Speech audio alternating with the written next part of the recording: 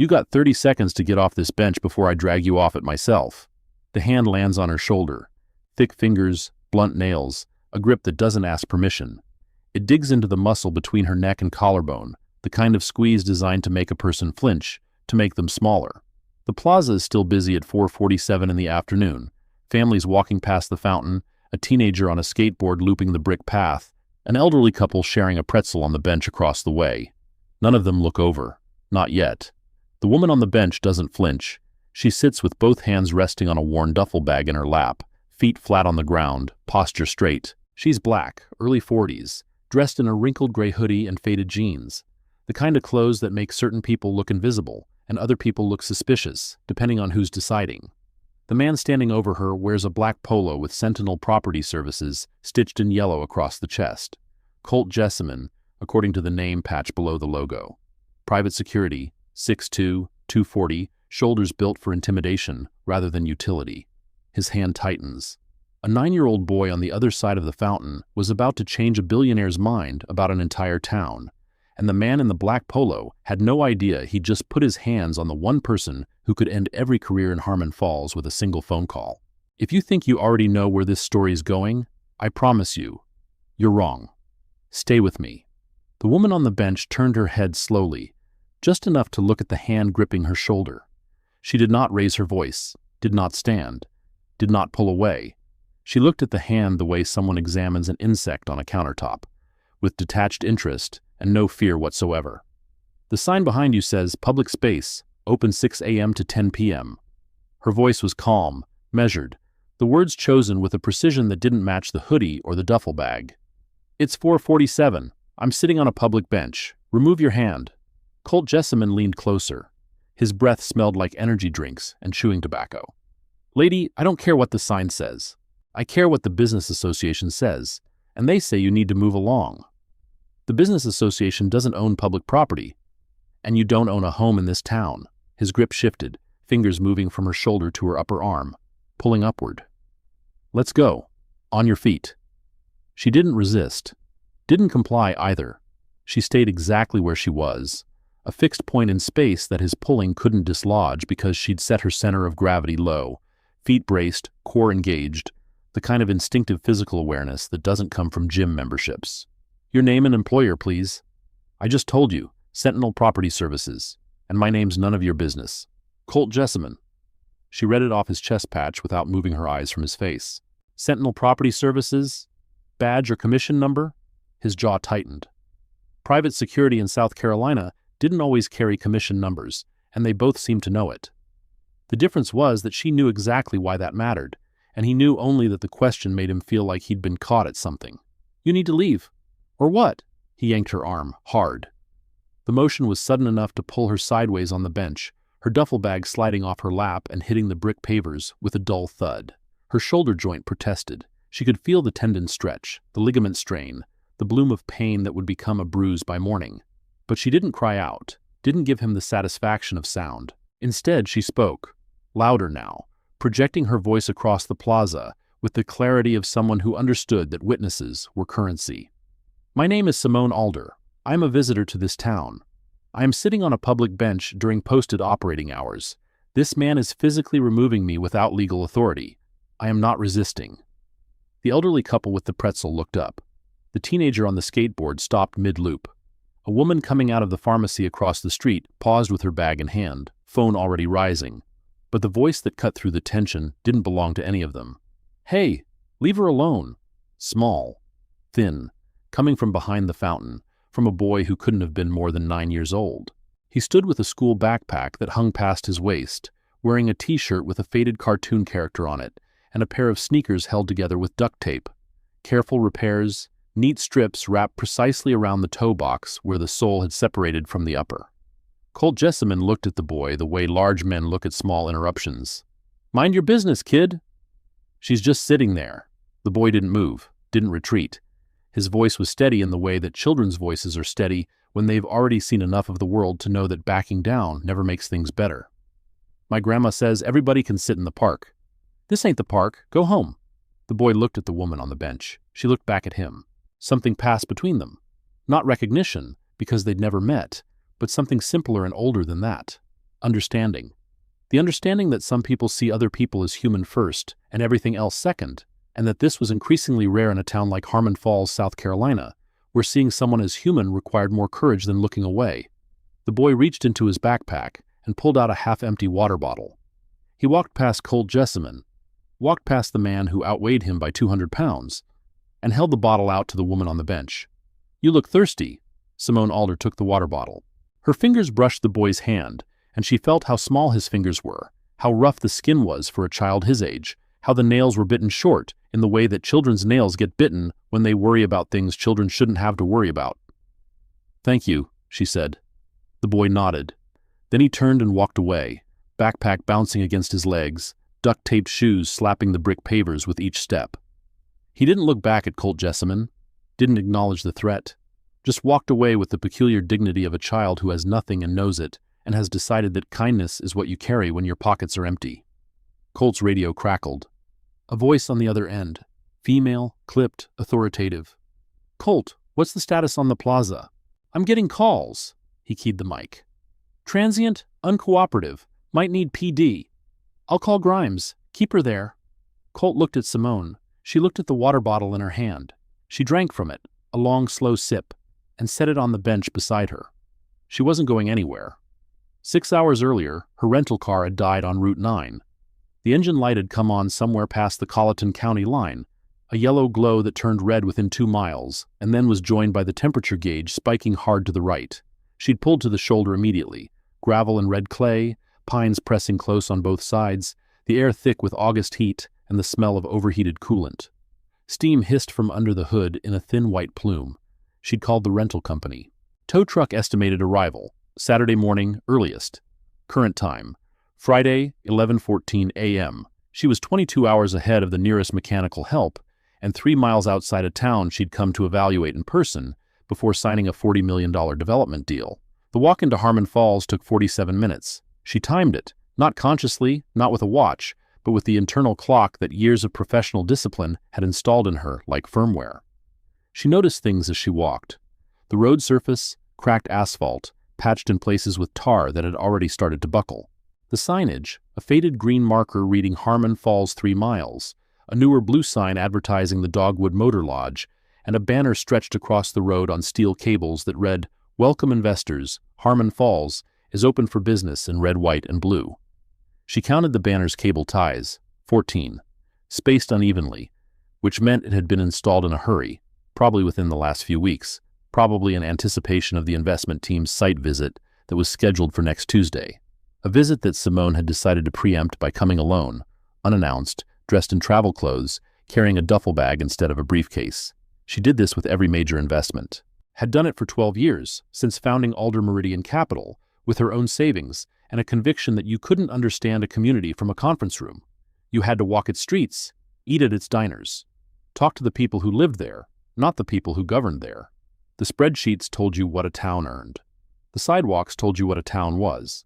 Harmon Falls told her several things in the first 10 minutes. The town had been built around textile money. She could see the bones of it in the old mill building on the south end, windows boarded, a chain across the parking lot entrance, weeds growing through the concrete in that determined way weeds have of reclaiming what industry abandoned. The commercial district on Main Street ran 6 blocks, and she counted 14 storefronts that were boarded or had for lease signs. The buildings that remained open were a mix of necessities and nostalgia: a hardware store, a diner, a dollar store, a barber shop, a boutique with a hand-lettered sign reading Tillis & Co. St. 2008, and a pharmacy with a banner in the window advertising flu shots from last season. She entered the diner at 11:52 a.m. The bell above the door chimed. 5 booths, 8 counter stools, a kitchen visible through a pass-through window.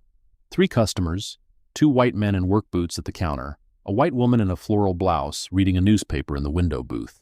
The hostess, a girl no older than 19, looked up from her phone. "Just one?" "Just one." The hostess picked up a menu and walked toward the back of the restaurant, past the window booth, past the next booth, past the one after that, and set the menu down at the booth closest to the kitchen door, where the noise of dishes and the heat of the fryer created a pocket of discomfort that no regular customer would choose.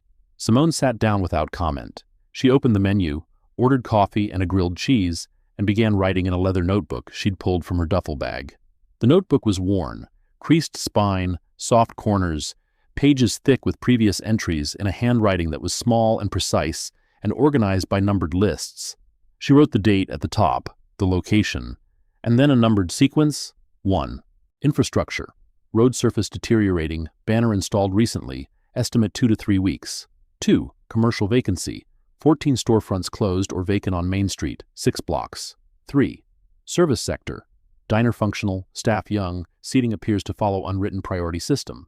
4. First impression. Community under economic stress, presentation efforts cosmetic, underlying conditions unaddressed.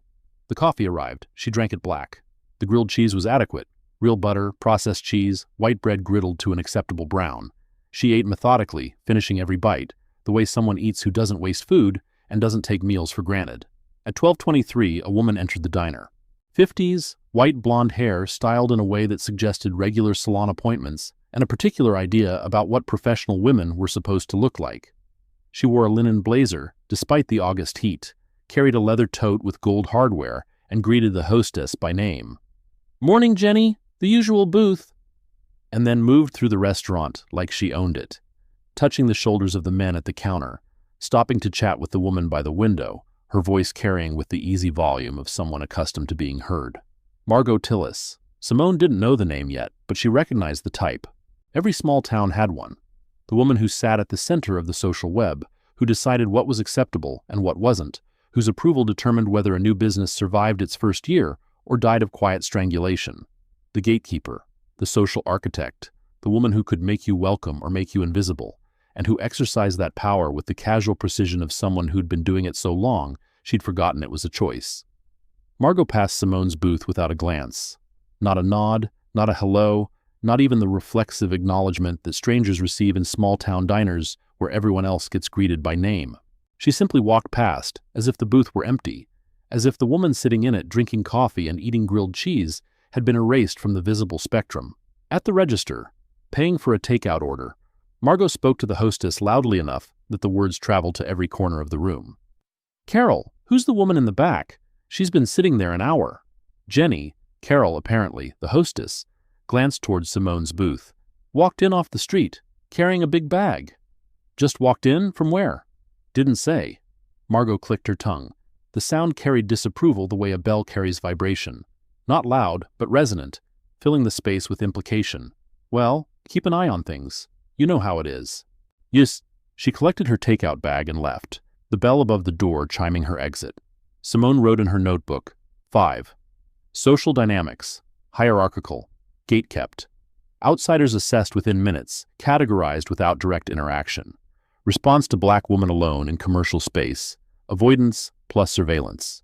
She finished her coffee, paid in cash, left a 30% tip on the counter because Jenny had looked embarrassed, and walked back out into the heat. The Dogwood Motor Lodge sat on the east end of Main Street, where the commercial district gave way to a stretch of auto repair shops and storage facilities. It was a single-story L-shaped building, maybe 20 rooms, with a parking lot that needed repaving and a sign that flickered between vacancy and VA&C, depending on which neon tubes were working. The office was in the corner unit, marked by a door with a bell that jangled when Simone pushed it open.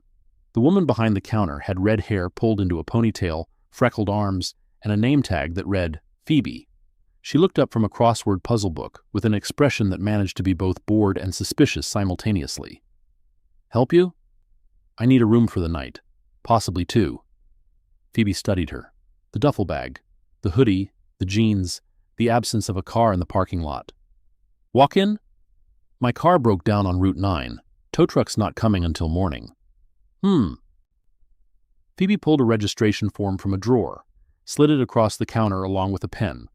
"I'll need ID and a credit card. Room 79 a night, plus tax." Simone produced a driver's license, personal, not corporate. Name, Simone R. Alder. Address, Charlotte, North Carolina. Phoebe studied it longer than necessary, holding it up to the light as though checking for counterfeits, then copied the information with a slowness that was either meticulous or theatrical.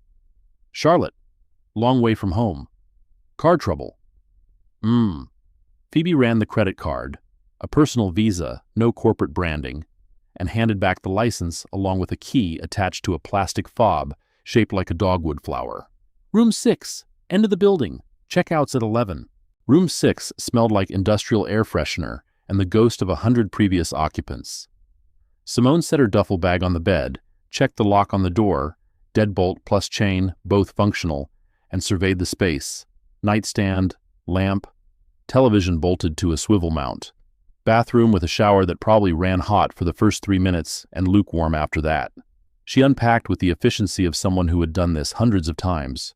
Phone charger on the nightstand, plugged in. Travel alarm clock set, not the phone alarm, a separate device, battery-powered, reliable. Clothes sorted and hung in the closet. A blazer, 2 blouses, 1 pair of dress slacks. All of which had been in the duffel bag, rolled tight, wrinkle-resistant fabric. She hadn't brought them by accident. She'd planned to arrive looking like a drifter and leave looking like what she was. The question was when to make the switch. She opened her leather notebook and began a new page. The heading read, Harmon Falls, Ground Assessment. Below it, she created a numbered grid. Categories down the left side, observations in the center, ratings on the right. Infrastructure, employment indicators, social cohesion, commercial viability, community leadership, institutional trust. Each one would be filled in over the next 24 hours, each based on direct observation, not reports, not projections, not the polished presentation the town council had prepared for Tuesday's official visit. This was how she worked. This was how she'd built Alder Meridian Capital from a one-woman operation into a $2.1 billion private equity firm, not by trusting what communities wanted her to see, but by seeing what they tried to hide. By 2:45, she'd walked every block of the commercial district twice, noting building conditions, foot traffic patterns, and the ratio of occupied to vacant storefronts. She'd visited the hardware store, functional, well-stocked, owner-present, and engaged. The dollar store, crowded, understaffed, shelves picked over in sections that suggested supply chain problems. The pharmacy, a pharmacist named Gordon, who'd spoken to her politely enough but kept one eye on the security mirror the entire time, tracking her movement through the aisles as though waiting for something to disappear into her pockets. At the barber shop, she'd paused outside the window. An older black man in a barber's apron was sweeping the floor, the shop empty of customers in the mid-afternoon lull. He looked up, saw her through the glass, and raised a hand in greeting. A simple wave, palm open, the universal gesture of welcome that costs nothing and means everything. She waved back. She'd note in her notebook later. Curtis, barbershop, Main Street. Only business owner who acknowledged me without reservation. By 3:30, the heat had driven her to the town center plaza, a brick-paved square with a fountain that wasn't running, several benches, ornamental trees that needed pruning, and a large painted sign bolted to a wrought iron frame. Town Center Plaza. Public space. Open 6 a.m. to 10 p.m. No solicitation without permit. She read the sign carefully, read it again, sat on the bench nearest to it, and opened her notebook. That was where Colt Jessamine found her at 4:39. 8 minutes of sitting. 8 minutes before someone decided she didn't belong. Now, at 4:52, with Colt's radio call hanging in the air and the promise of police involvement approaching like weather, Simone did something that would have puzzled anyone watching closely. She didn't leave. She didn't argue either. She simply stayed where she was, hands visible on her duffel bag, posture unchanged, face neutral. She was cataloging. Every detail, every timestamp, every name. The habit was so deeply ingrained that it operated below conscious thought, like breathing, like blinking. She didn't think about why she was doing it. She just did it, the way she'd been doing it for years, in rooms and situations far more dangerous than a town plaza in South Carolina. Escalation protocol, she murmured to herself, so quietly that only the fountain could have heard her. No de-escalation attempt. The words were clinical, analytical, the kind of language a news commentator might use, or a policy analyst, or someone else. Someone whose profession required the ability to assess conflict in real time, to identify procedural failures as they happened, to build a record before the record could be erased. Colt Jessamine didn't hear her. He was watching the street, waiting for the marked cruiser that would resolve this problem the way marked cruisers always resolve problems in Harmon Falls, by making someone go away. The cruiser arrived at 4:58, white and blue, Harmon Falls PD decals on both doors, a push bar on the front bumper that had been dented and repaired at least twice. It parked at the curb with the deliberate angle that patrol vehicles use when they want to be noticed. Front wheel turned out, ready for departure, the car itself serving as a message. Authority has arrived. Deputy Dewey Grimes stepped out. 29 years old, sandy hair cut short, uniform pressed with creases that could cut paper. He wore his duty belt high on his waist, the equipment arranged with a precision that suggested someone who took his accessories more seriously than his job. Body camera mounted on his chest, a small black rectangle with a blinking red LED that indicated it was recording. Badge number 1187 visible on his left chest. He approached the bench with a clipboard in his left hand and a pen behind his right ear, and the combination of props made him look less like a police officer responding to a disturbance and more like a building inspector who'd been given a gun. "Afternoon." His voice was polite, surface-level polite, the kind that has terms and conditions. "We received a complaint about an individual loitering in the plaza area." Simone looked at him. "Good afternoon. I'm sitting on a public bench during posted operating hours. May I see some identification? Am I being detained?" The question landed in the space between them with more weight than 3 words should carry. Grimes blinked. His pen came out from behind his ear, hovered over the clipboard. "I'm conducting a field interview based on a citizen complaint. Identification, please." Simone produced her driver's license. Grimes took it, studied it, copied the information onto his clipboard with the kind of deliberate handwriting that suggested he was creating a record rather than resolving a situation. He keyed his shoulder mic. "Dispatch, can I get a 1028 on a South Carolina DL? Alder, Simone, Romeo, Charlotte address." The radio crackled. Simone waited. The elderly couple across the plaza had stopped pretending not to watch. The woman from the pharmacy was still standing on the sidewalk, phone held at chest height, recording or pretending to, or just holding it the way people hold phones when they sense something is about to happen. 1028 clear, no wants, no warrants." Grimes handed the license back. His expression shifted. Not disappointment, exactly, but the recalibration of someone whose assumption has been contradicted by evidence and who now needs a new angle. "Ms. Alder, are you aware of Harmon Falls Municipal Code 8-14? Public nuisance, loitering in commercial areas? Is that ordinance posted in this plaza?" "It's on the books." "I asked if it's posted.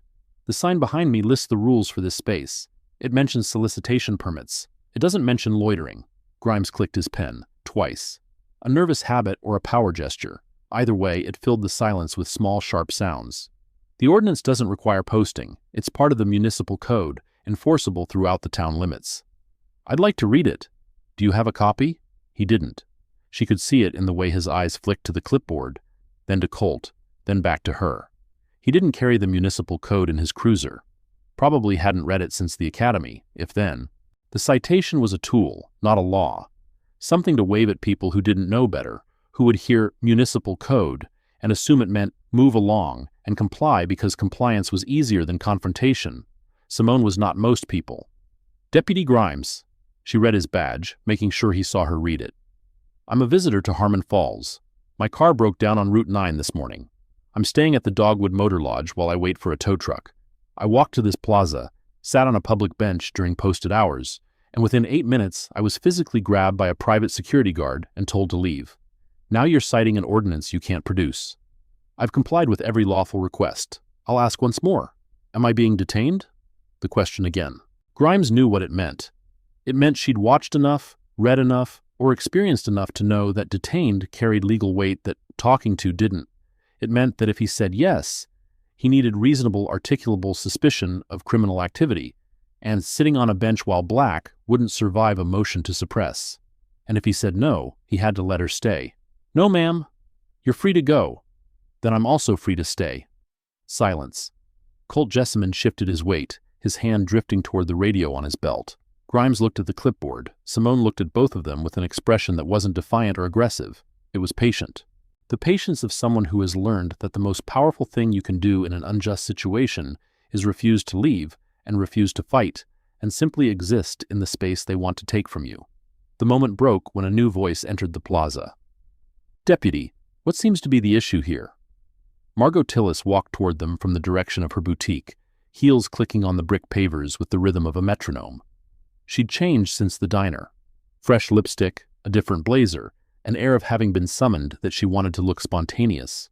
Her smile was wide and practiced and didn't reach her eyes. "I'm the president of the Harmon Falls Business Association. We've worked very hard to make this plaza welcoming for families and shoppers. We can't have people making visitors uncomfortable." She said people the way Simone had heard people said 1,000 times before, a word that meant a specific thing to a specific audience without ever having to say what it actually meant. "I'm a visitor," Simone said. Margot looked at her, at the hoodie, at the duffel bag, at the water bottle the boy had given her, sitting on the bench like evidence. "Visitors have hotel reservations and shopping bags, not duffel bags." "I have a hotel reservation, room 6 at the Dogwood." "And you're out here instead of in your room because it's a public plaza and I felt like sitting down."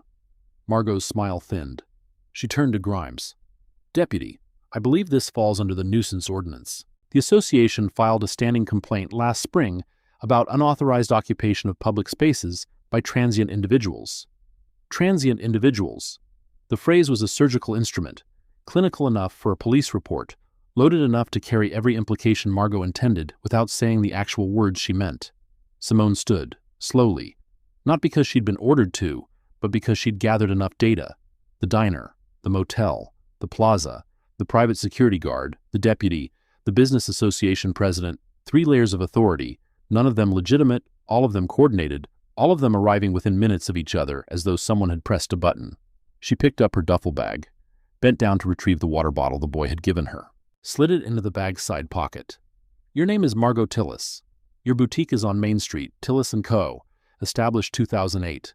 Your security contractor is Sentinel Property Services. The deputy is Dewey Grimes, badge number 1187. His body camera has been recording since 4:58. She spoke each fact with the flat precision of someone reading an inventory list. "I'm leaving the plaza voluntarily, not because I was lawfully required to. I want that distinction on the record." She walked away. Grimes watched her go, his pen clicking twice more.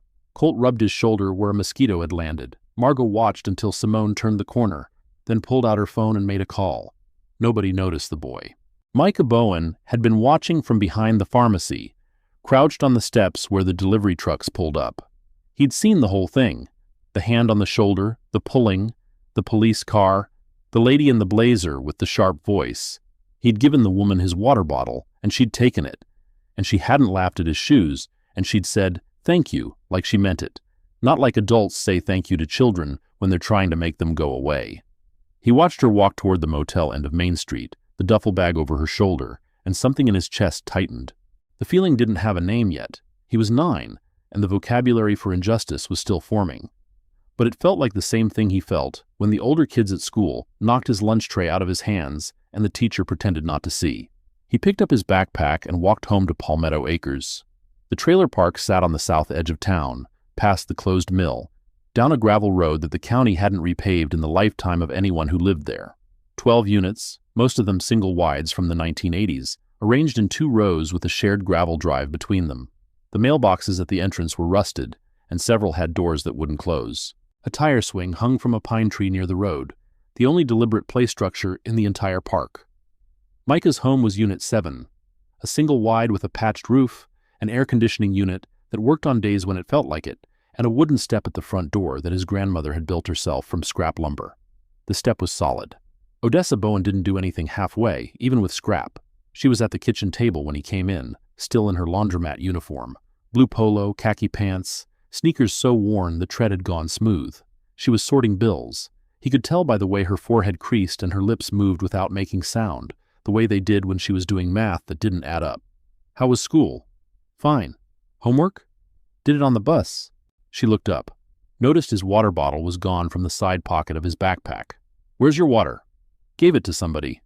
Odessa studied him. She had the kind of eyes that didn't need much to build a complete picture. Years of raising a grandchild alone. Years of reading situations the way farmers read weather, not by instruments, but by feel. "Who?"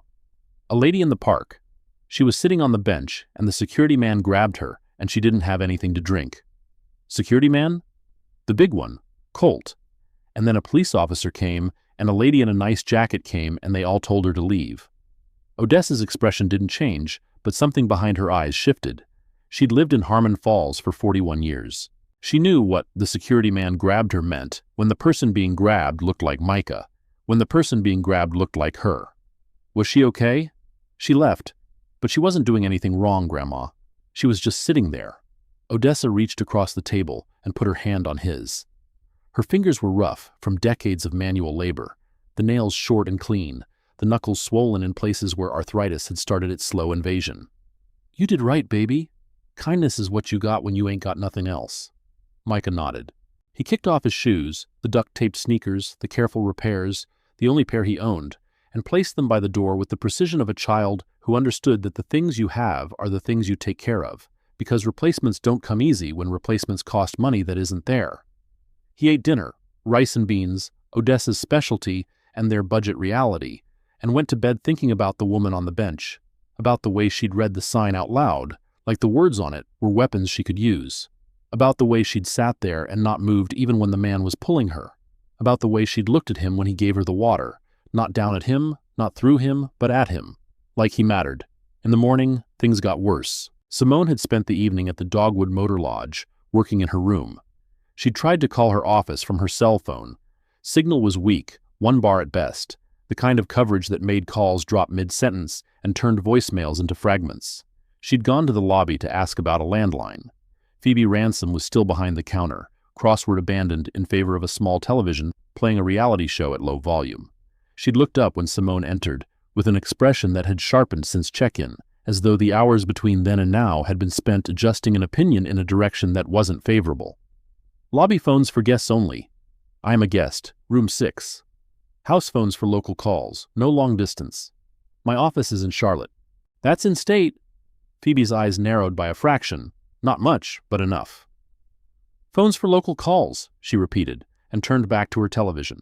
Simone didn't argue. She walked 2 blocks to a gas station with a payphone bolted to the exterior wall. The phone was dead. No dial tone. The receiver sticky with something she didn't want to identify. She tried the bar across the street from the gas station, a place called Lucky's, with a neon sign that was missing the L. Ordered a club soda. Asked about Wi-Fi. Passwords on the wall, the bartender said, pointing to a chalkboard near the restrooms. He'd served her drink, but placed it at the far end of the bar, away from the 3 regulars who sat in a cluster near the television. The placement was practiced, not hostile enough to challenge, not welcoming enough to ignore, existing in the gray zone where deniability lived. Simone connected to the Wi-Fi, sent a brief email from her phone, delayed in Harmon Falls, car issue, evaluating conditions on the ground, site visit may need restructuring, will update tomorrow. She didn't sign it with her title, didn't mention the company. The email went to her executive assistant, who would understand the shorthand and relay the information without embellishment. The bartender watched her type. You got family around here? No, just passing through. Passing through to where? Wherever I end up. He nodded, the way bartenders nod when an answer tells them everything they need to know without telling them anything at all. He moved away to refill a regular's beer and didn't speak to her again. At the barbershop, lights were still on. Curtis Payne, the man who'd waved at her through the window that afternoon, was locking up when she passed. He saw her, paused, then called out. Ma'am, you the one from the plaza earlier? She stopped. Word travels fast. Small town.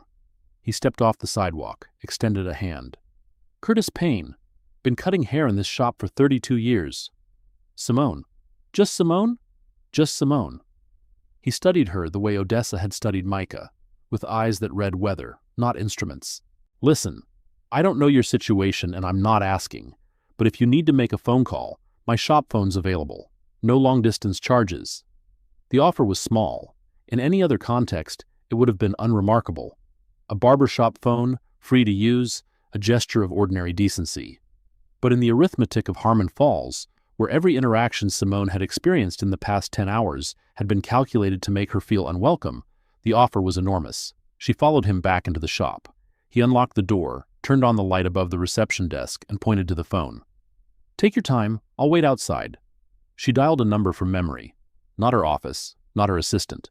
A direct line that she carried in her head the way she carried building codes and financial ratios and the 14 boarded storefronts on Main Street, permanently, precisely, without needing to look it up. The call lasted 4 minutes. She provided her location, the name of the town, the motel she was staying at, a brief summary of conditions on the ground.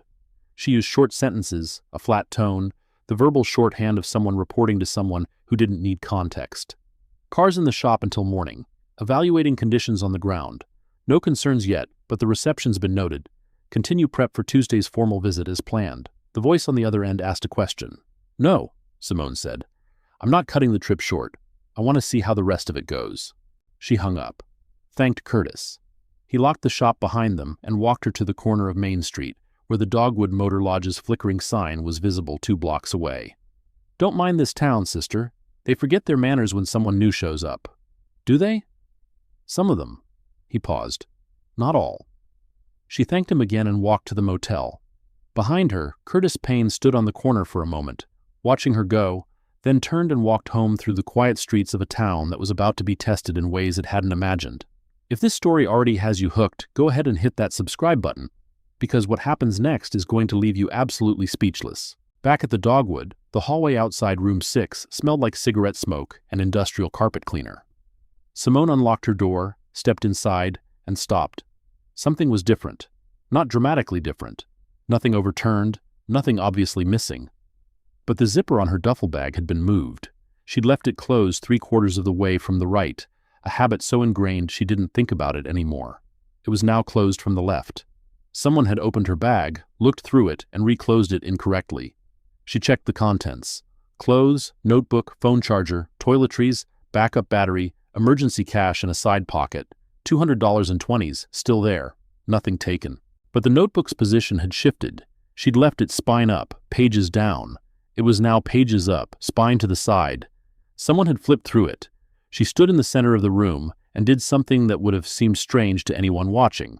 She looked up at the ceiling, checked the corners where wall met ceiling, examined the smoke detector. None of these were surveillance concerns. She wasn't paranoid, and a small-town motel wasn't likely to have hidden cameras in its budget rooms. She was looking at the construction, the ceiling tiles, the way they fit into the grid. One tile above the bathroom door was seated slightly lower than the others. It could have been shoddy construction. It could have been an access point. She noted it and moved on. She placed a hair from her head across the door's interior deadbolt, laid it carefully so that it would fall if the bolt was turned from outside using a master key. Then she set her travel alarm, plugged in her phone, and slept in her clothes with her shoes beside the bed. At 6:12 the next morning, while Simone slept, a figure entered the room. The master key turned the deadbolt with a soft click. The door opened 6 inches, then 12. The figure moved quickly and quietly, the economy of motion that came from familiarity with the building, with the doors, with the particular resistance of this lock on this door, in this motel where they worked and knew every room's quirks. The figure went to the duffel bag, unzipped it from the left, the same direction it had been reclosed incorrectly the day before, reached into the exterior pocket, the one facing outward, the one that would be the first place anyone searched, placed something inside, small, metallic, a men's wristwatch with a leather band and a silver face, an inexpensive but noticeable item, the kind of thing that looked valuable enough to steal, but not valuable enough to insure. The figure re-zipped the bag, left the room, closed the door. The deadbolt clicked again. The hair Simone had placed across the lock fell to the carpet. She woke at 6:45, checked the deadbolt. The hair was gone. She noted the time, the fact that someone had entered while she slept, and the implications of both. Then she showered, dressed in clean clothes from her bag, jeans again, a different shirt, the same hoodie, and went to the lobby for coffee that the motel supposedly provided for guests between 6 and 9. Phoebe Ransom was already behind the counter. The coffee station was set up on a side table, a Mr. Coffee machine, a stack of paper cups, a bowl of sugar packets, and powdered creamer. Phoebe watched Simone pour a cup without greeting her. At 8:31, a man appeared in the lobby. White, mid-50s, rumpled polo shirt, khaki shorts, boat shoes without socks. He approached the counter with the energy of someone who has a complaint and has been building it up. "I'm in room 4, Harold Voss. I think someone took my watch." Phoebe's expression did not change, but something in her posture shifted. A settling, a readiness, like an actress hearing her cue. "When did you notice it missing?" "Just now. I left it on the nightstand last night, and it's not there this morning. Silver face, brown leather band. Wasn't expensive, but it was a gift." Phoebe pulled a form from under the counter. "I'll need you to fill out an incident report. We've had—" She paused, glanced at Simone, who was sitting in the lobby's single armchair with her coffee and her notebook. The glance was not subtle. It was not meant to be. "We've had some concerns about security lately." Harold Voss followed Phoebe's glance. His eyes landed on Simone, on the duffel bag at her feet, on the hoodie, on the dark skin, and something in his expression recalculated. "That woman," he said, dropping his voice, but not enough. "Was she here last night?" "Checked in yesterday afternoon. Walk-in? No reservation? No car?" Well, he left the word hanging, loaded with the kind of implication that doesn't need to be finished because everyone in the room, everyone who looks a certain way and has learned to read these situations, already knows the ending. Simone set down her coffee. If you believe your watch has been stolen, I'd suggest filing a police report. Harold turned to look at her directly. Excuse me? A police report. That's the appropriate next step for stolen property. The motel's incident form is internal documentation. It doesn't carry legal weight. You'll want a formal complaint on file with Harmon Falls PD. The precision of the advice seemed to unsettle him. People who looked the way Simone looked in the mental model Harold Voss operated within were not supposed to know the difference between an incident report and a police complaint. Were not supposed to deliver legal guidance with the calm authority of someone who'd done this before. I'll do that, he said, turning back to Phoebe. Already called, Phoebe said. She hadn't touched her phone, hadn't lifted the receiver from the desk phone. The call, if it had been made at all, had been made earlier, before Harold reported anything, before the watch was missing. Simone noted this. At 8:47, Deputy Dewey Grimes pulled into the Dogwood Motor Lodge parking lot for the second time in 16 hours. Same cruiser, same clipboard, same body camera with its blinking red LED. He entered the lobby with the warrant in hand, a single-page document signed by Magistrate Judge Arthur Ogden at 8:22 a.m., based on the sworn affidavit of Phoebe Ransom, describing the suspected theft of a guest's personal property and requesting authorization to search room 6.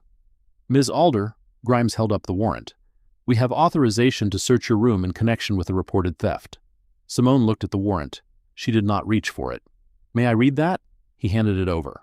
She read it, not skimmed, read, her eyes moving line by line with the attention of someone who knew what to look for. The warrant named the item: men's wristwatch, silver face, brown leather band, approximate value $150. It named the complainant, Harold Voss, room 4. It named the basis for probable cause: sworn statement of Phoebe Ransom, motel clerk, reporting that the suspect, Simone Alder, room 6, was the only non-registered individual on the premises during the relevant time period and had been observed behaving suspiciously. I request that this search be recorded on your body camera, which I see is currently activated. It's standard procedure. Good. I also note that the warrant was signed at 8:22 a.m. The complainant reported the theft at 8:31. The warrant was signed 9 minutes before the crime was reported. Grimes blinked. His pen came out from behind his ear, hovered, returned. The report was filed earlier. By whom? Mr. Voss just walked into this lobby at 8:31. I was sitting here. I saw him. The motel staff reported it. Before the guest knew it was missing, the question hung in the air. Phoebe, behind the counter, suddenly found her crossword puzzle fascinating. Grimes looked at Simone, then at Phoebe, then at the warrant in Simone's hand.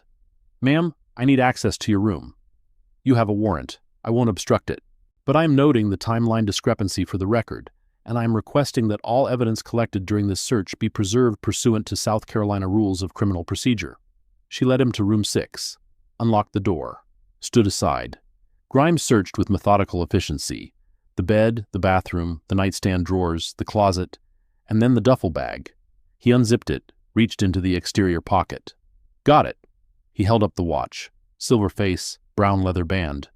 Right where it had been placed at 6:12 that morning by someone with a master key and an agenda. That watch was not in my bag when I checked my belongings this morning. Simone's voice was steady, level.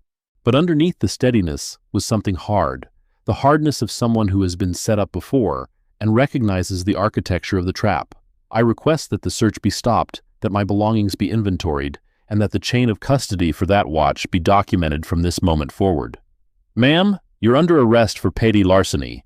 South Carolina Code Section 16-13-30. Value under $2,000. Turn around. She turned, placed her hands behind her back, felt the metal close around her wrists, cold, tight, the ratchet clicking once, twice, 3 times, tighter than necessary. The ache started immediately, a throbbing pressure that would worsen with time. My name is Simone Alder. I am being arrested on what I believe to be a fabricated charge based on a planted item and a perjured affidavit. I am not resisting. I request an attorney and a phone call immediately upon booking. Grimes led her out of the room. Through the lobby, where Phoebe watched without expression and Harold Voss stood with his incident form, looking uncomfortable, but not uncomfortable enough. Through the parking lot, where the morning sun was already heating the asphalt, and the vacancy sign flickered its broken message to no one. Into the back of the patrol car. The door closed. The lock engaged. The interior smelled like vinyl and stale coffee, and the accumulated weight of every person who'd sat in this seat before, guilty and innocent alike, all of them reduced to the same posture, hands behind back, head forward, dignity compressed into whatever space was left between the cage and the door. Grimes drove. Simone tracked the route, left on Main, right on Palmetto, south on Highway 17. The Harmon Falls Police Department occupied a building on the corner of 17 and Oak Street, a single-story brick structure with a small parking lot and an American flag on a pole that tilted slightly to the left. It looked like what it was. A small-town police station built in the 1970s, understaffed, underfunded, and perfectly sized for the kind of law enforcement that ran on relationships rather than regulations. Booking took 40 minutes. Fingerprints. The desk sergeant, a heavy man named Price with gray hair and a slow manner, pressed her fingers into the ink pad harder than the process required, rolling each one with enough force to leave her fingertips sore. Photograph. 4 attempts, each one preceded by an adjustment that seemed designed to delay rather than improve. Property inventory. Her duffel bag's contents spread across a table, each item listed on a form that Price filled out in handwriting so deliberately slow it seemed like performance. Her shoes were taken. Standard procedure for holding cell detainees, they said. Slip-on jail-issue sandals, 2 sizes too large, replaced the sneakers she'd been wearing. The sneakers went into a property bag with her name on it. Her phone was placed in a separate bag, her notebook in another. Her wallet, personal visa, driver's license, $200 in cash, in a third. I'm entitled to a phone call. South Carolina Code Section 24-3-90. Price set down his pen, looked at her with the patience of a man who had heard this request before and had developed a system for not fulfilling it. When we're ready. The statute says reasonable time after booking. And I said when we're ready. First procedural violation, noted. Simone filed it in the same place she filed everything else, the running inventory of data points that lived in her memory, like entries in a ledger, precise, time-stamped, indelible. She'd been trained to maintain this kind of record, but that was information she wasn't ready to share. Not yet. Not until the right moment, which was not this moment, not in a booking room in a small-town police station, where revealing what she actually was would change everything too quickly and in the wrong direction. The holding cell was 6 by 8 feet. Concrete block walls painted institutional gray. A metal bench bolted to the wall, topped with a thin mattress that was more insult than comfort. A stainless steel toilet sink combination in the corner. No privacy screen, no paper, no soap. Fluorescent light overhead, the kind that hummed at a frequency designed to make time pass slower. Simone sat on the bench, placed her hands on her knees, breathed. She'd been in worse rooms. That thought arrived unbidden, factual without emotion, a comparison drawn from a catalog of experience she kept locked away, accessible but not advertised. She'd been in rooms where the concrete was colder, the light dimmer, the stakes higher. Rooms in, places she wasn't going to think about right now. Because right now, the only thing that mattered was the data, the timeline, the pattern. Phoebe reports theft at 8-something, before Harold Voss knows the watch is missing. Warrant signed at 8:22, 9 minutes before the victim's own report. Watch planted in the exterior pocket of a duffel bag that had been opened sometime between the previous evening and this morning, based on the zipper position and the hair on the deadbolt. The search warrant affidavit was perjured. The evidence was fabricated. The arrest was pretextual, and the coordination, Margot to Colt to Grimes to Phoebe to Grimes again, was too smooth, too practiced, too fast to be improvised. This was a system, a pattern, the kind of thing that didn't happen once. She began documenting aloud, quietly, barely above a whisper, her lips moving in the fluorescent light. Saturday, 8:52 a.m., detained in holding cell, Harmon Falls PD, no phone call provided, no attorney contacted, property confiscated including phone, notebook, wallet, shoes, arresting officer Deputy Dewey Grimes, badge 1187. Body camera was active during search. Warrant signed by Magistrate Arthur Ogden at 8:22 a.m. based on affidavit of Phoebe Ransom. Timeline discrepancy between warrant and victim's report noted at the scene. The words dissolved into the concrete. But the record existed, in her memory, in her training, in the discipline that had been drilled into her over years of professional work, in environments where records were the difference between accountability and impunity. At 10:15, a visitor arrived. Not a lawyer, not a concerned citizen. Chief Warren Buckley walked into the holding area with a mug of coffee in his hand and the unhurried posture of a man visiting his own kitchen. 56 years old, white hair buzz-cut to military shortness, a belly that tested the lower buttons of his uniform shirt. 22 years as chief, which in a town the size of Harmon Falls meant he'd outlasted 3 mayors, 2 city managers, and every reform effort that had ever been proposed. He stood outside the cell door, sipped his coffee, looked at Simone the way a farmer looks at weather, not with curiosity, but with calculation. "Ms. Alder." She stood from the bench, kept her distance from the door. "You're having a rough time." "I'm being held on a fabricated charge." "That's a serious accusation." "It's a serious situation. A watch was planted in my bag by someone with a master key to my motel room. The search warrant was signed 9 minutes before the victim reported the theft, and I've been denied my statutory right to a phone call for—" She checked the clock on the wall outside the cell. 1 hour and 23 minutes. Buckley sipped his coffee. His expression didn't change. He had the face of a man who'd perfected the art of absorbing information without reacting to it. A poker face built over 2 decades of hearing things he didn't want to hear and responding with exactly the same tone, regardless of content. "Look, I don't know what brought you to Harmon Falls, and frankly, I don't much care. What I care about is keeping this town running smooth. We've got an important week coming up. Investors visiting, media attention, the whole 9 yards. Can't afford disruptions." "I'm not a disruption. I'm a victim of a crime. How about this?" He set down his coffee on a shelf outside the cell. "You leave town today. Charges get dropped. No record. Clean exit. Your tow truck's coming anyway, right? Just get your car fixed and head on back to Charlotte. Everybody wins." Simone looked at him. At the coffee. At the holding cell. At the 2 sizes too large sandals on her feet. "I want my phone call. I want an attorney. And I want the incident report, the search warrant affidavit, and the body camera footage from my arrest preserved and available for review." Buckley's eyebrows rose a fraction. Not because the request was unreasonable, it was textbook, but because the specificity of it was wrong. It was wrong for a drifter, wrong for a transient, wrong for the kind of person who ended up in a Harmon Falls holding cell on a Saturday morning with no car and no connections and a planted watch in her bag. People like that asked for their phone call. They didn't ask for the incident report, the affidavit, and the body camera footage, all in the same sentence, all with the casual precision of someone who'd made this exact request before and knew exactly what each document was and why it mattered. "I'll see what I can do," he said. He picked up his coffee and left. He did not provide a phone call. At 11:45, the holding area door opened again. This time, it was Colt Jessamine. He wasn't in his Sentinel polo. He was wearing a Harmon Falls PD windbreaker over a plain t-shirt, a visitor's badge clipped to the pocket. The windbreaker said, "Reserve Deputy," in small letters on the back. He walked to the phone alcove at the end of the hallway, a wall-mounted phone with a short cord, positioned where detainees could make their statutory call. Then he stood in front of it, arms crossed, blocking access. "Heard you want to make a call." Simone approached the alcove, stopped 4 feet from him. "I'm entitled to a phone call under South Carolina Code. When the chief says so." "The chief doesn't control the statute." Colt smiled.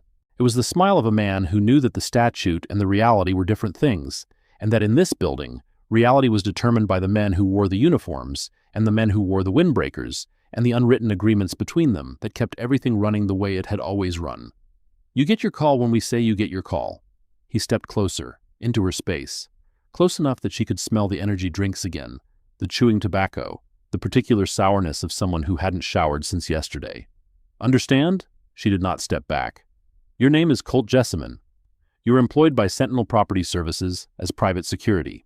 The windbreaker you're wearing says Reserve Deputy, which is a volunteer auxiliary position that does not grant you authority to interact with detainees or restrict their access to telephone facilities.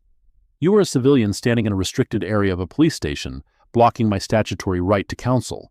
Step aside." He grabbed her arm, the same arm he'd yanked at the plaza, the same grip, thick fingers, blunt nails, the squeeze designed to compress rather than communicate. But this time he pulled her toward him instead of away, a sharp jerk that closed the distance between them to inches. "You don't tell me what to do." Her body responded, not with a strike, not with aggression, but with a precise, practiced extraction. She rotated her arm inward, toward his thumb, the weakest point of any grip, and pulled down and away in a single fluid motion that broke his hold cleanly. Then she stepped back, placed her shoulders against the wall, held both hands up, palms out, visible. "Do not touch me. That is assault. I am in police custody, and you are not a sworn officer. The next time you put your hands on me, I will file a formal complaint with the South Carolina Law Enforcement Division for assault on a detainee by an unauthorized person in a custodial setting." The words landed with the weight of legal specificity. SLED, custodial setting, unauthorized person. This was not the language of someone who'd learned her rights from a television show. This was the language of something that didn't fit the duffel bag and the hoodie and the holding cell.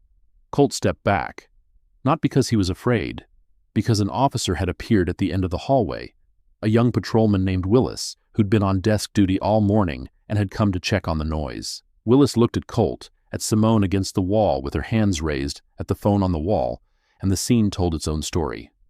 "Everything okay here?" "Fine." Colt moved toward the exit. "Just checking on the prisoner." "She's not your prisoner." Willis said it quietly, without aggression, but the correction was there. Colt left without responding. Willis looked at Simone. "You need something?" "I need my phone call. I've been here since 8:52. It's been almost 3 hours." Willis hesitated. The hesitation of a young officer caught between procedure and culture, between what the manual said and what the station expected. Then he stepped aside. "Go ahead." Simone picked up the phone. Dialed from memory. 11 digits, no pauses, no hesitation. The number was stored not in a phone that had been confiscated, but in her mind, where it had lived for years, as permanent as a statute, as reliable as her own heartbeat. The line connected on the second ring. She spoke. "It's Simone. I'm at the Harmon Falls Police Department, Harmon Falls, South Carolina. I've been arrested on a petit larceny charge, South Carolina Code 16-13-30. The charge is fabricated. A watch was planted in my room by motel staff, and the search warrant was signed 9 minutes before the victim reported the theft. I've been denied counsel for 3 hours." The voice on the other end asked a question. "Deputy Dewey Grimes, badge 1187, warrant signed by Magistrate Arthur Ogden, affidavit from Phoebe Ransom, front desk clerk, Dogwood Motor Lodge." Pull the affidavit. Compare the sworn statement with the motel's guest registry timestamps. The complainant, Harold Voss, room 4, checked in after the time Ransom claims the theft was reported. The math doesn't work. Another question. "And bring the Barrett file." She hung up. The call had lasted 4 minutes and 12 seconds. Willis had been watching from the end of the hallway, not eavesdropping, but present, the way officers are present when they sense that something is happening that falls outside the normal script. "Thank you," Simone said. "Sure." Willis paused. "You need anything else? Water? Water would be good." He brought her a paper cup filled from the cooler in the break room. She drank it in the holding cell, sitting on the metal bench, wearing sandals that didn't fit, and waited. The afternoon passed in the particular way that time passes in holding cells. Not quickly, not slowly, but thickly.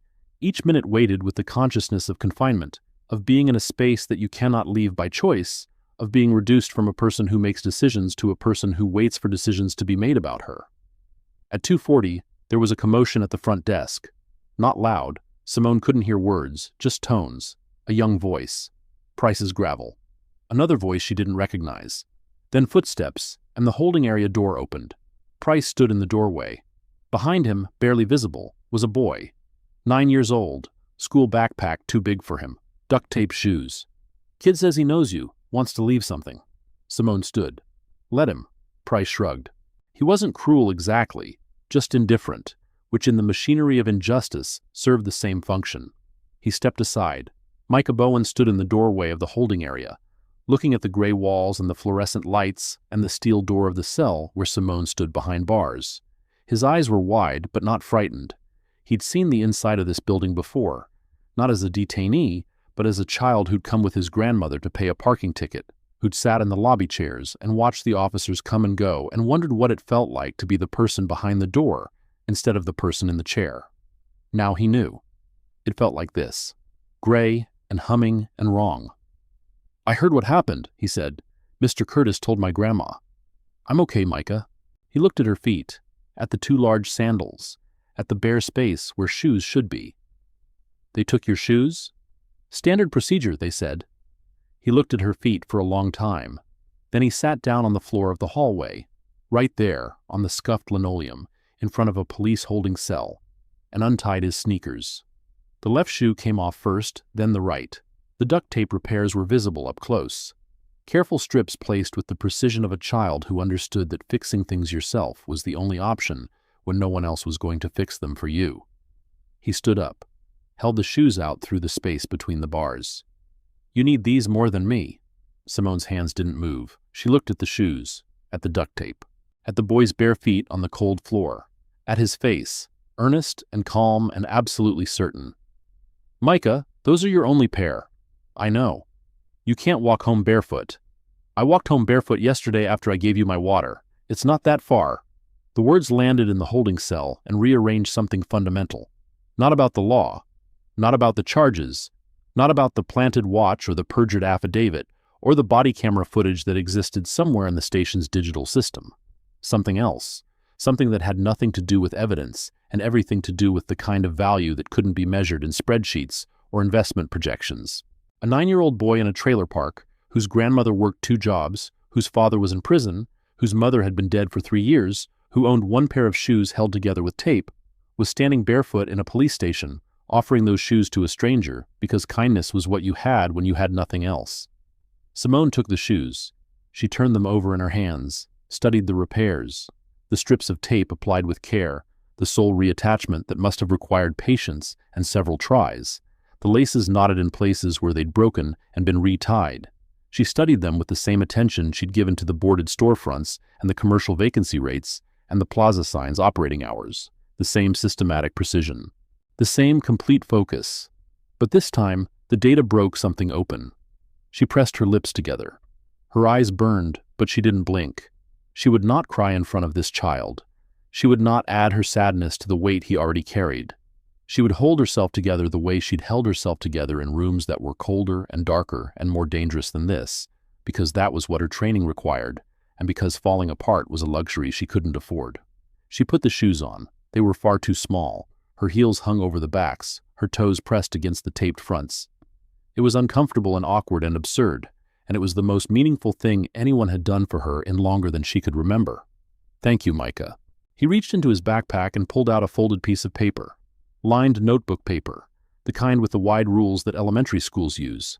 He'd written on it in careful block letters, the handwriting of a child who takes penmanship seriously because school is the one place where effort is consistently rewarded. "You need these more than me." "Micah." He slid the note through the bars. She took it, read it, folded it again, and held it in her hand. "I'll bring them back," she said. "Keep them as long as you need." He put on his backpack, adjusted the straps, turned and walked down the hallway in bare feet, his footsteps silent on the linoleum, where Colt Jessamyn's boots had been loud, where Deputy Grimes' regulation shoes had clicked with authority, where every other foot that had walked this hallway had walked with the weight of power or the burden of its absence. Micah Bowen walked with neither. He walked with something else entirely, something that the men in this building didn't recognize because they'd been taught that power came from badges and guns and municipal codes and the ability to put people in rooms they couldn't leave. He walked with the quiet, devastating dignity of a child who had nothing and gave it away. If this story moved you, share it with someone who needs to hear it. And subscribe, because the ending of this story is going to change the way you see the world. The holding cell door closed behind him. The hallway went quiet. Simone Alder, CEO of a $2.1 billion private equity firm, the woman whose signature would determine whether this town lived or died, the investor that every official in Harmon Falls had spent 8 months trying to impress, sat on the metal bench wearing a 9-year-old boy's duct-taped shoes and holding a handwritten note that said more about the character of this community than any financial projection ever could. And nobody in the building knew. Not Price at the booking desk, who was reading a hunting magazine. Not Willis on patrol, who was writing a parking ticket on Oak Street. Not Grimes, who'd gone home for lunch and was sitting at his kitchen table reviewing the incident report he'd filed, checking for inconsistencies, making sure his narrative was airtight. Not Buckley, who was on the phone with Margot Tillis, assuring her that the situation was handled and wouldn't interfere with Tuesday's investor visit. Not any of them. Because the woman they'd arrested, booked, denied counsel, locked in a cell, and offered a deal to leave town. The woman Colt had grabbed and Phoebe had framed and Margot had orchestrated against was the investor, was the $40 million, was the Tuesday visit arriving 6 days early, in a hoodie and jeans, with a duffel bag, and a leather notebook, and a habit of seeing what towns tried to hide. They'd spent 8 months writing proposals, commissioning feasibility studies, hanging banners that said "Welcome Investors," rehearsing presentations, cleaning up Main Street, drafting tax incentive packages, building a version of Harmon Falls that looked like the kind of community a private equity firm would want to pour money into. And then the investors showed up looking like nobody, and they showed her exactly who they were. Outside, Micah Bowen walked home barefoot through a town that didn't deserve him. The gravel on the road to Palmetto Acres bit into his soles, and he didn't complain, because complaining was something you did when you expected someone to fix the problem. And Micah had learned early that the problems in his life were his to carry. The August heat baked the ground. The pine trees stood silent. The banner above the road, "Welcome Investors," swayed in a breeze that smelled like red clay and broken promises. He'd go home. He'd tell his grandmother what he'd done. She'd look at his bare feet and his empty hands, and she'd say something that sounded like a scolding, but was actually pride. Because Odessa Bowen had spent her whole life teaching this boy that kindness was the only currency that never inflated and never devalued and never ran out, even when everything else did. And somewhere in a Charlotte office building, a phone was ringing. A woman named Nora Sable was picking it up, listening, writing notes in the same kind of precise shorthand that Simone used. And when the call ended, Nora was reaching for her briefcase, the large one, the one she used for depositions and emergency motions, not the slim one she carried to routine meetings. And she was calling her paralegal, and she was booking a car, and she was pulling a file labeled Barrett, HF, that had been prepared 3 weeks ago in anticipation of exactly this kind of contingency. Because Simone Alder had spent 12 years walking into towns unannounced, and she had learned that the world showed you its true face only when it didn't know you were watching. And she had also learned that true faces sometimes required legal protection, which meant she never traveled without a contingency plan, a backup phone number committed to memory, and a lawyer who could mobilize in under an hour. The contingency was active now. The clock in the holding cell read 3:18 p.m. Saturday afternoon. The charges were fabricated, the evidence was planted, the timeline was corrupt, and a 9-year-old boy's shoes sat on Simone Alder's feet like a verdict no courtroom could deliver. A judgment on the character of a town that had failed every test that mattered and passed none that didn't. Tomorrow, things would change. But tonight, the holding cell hummed its fluorescent hum, and Simone sat with the note in her hand, and somewhere on a gravel road, a barefoot boy walked home, and the town of Harmon Falls slept soundly, unaware that the most expensive mistake in its history was sitting in a 6x8 cell, wearing duct-tape shoes and waiting for morning. The hair she'd placed on the deadbolt was in a property bag somewhere in this building. The watch was in an evidence bag. The body camera footage was on a server. The affidavit was on file with the magistrate's office.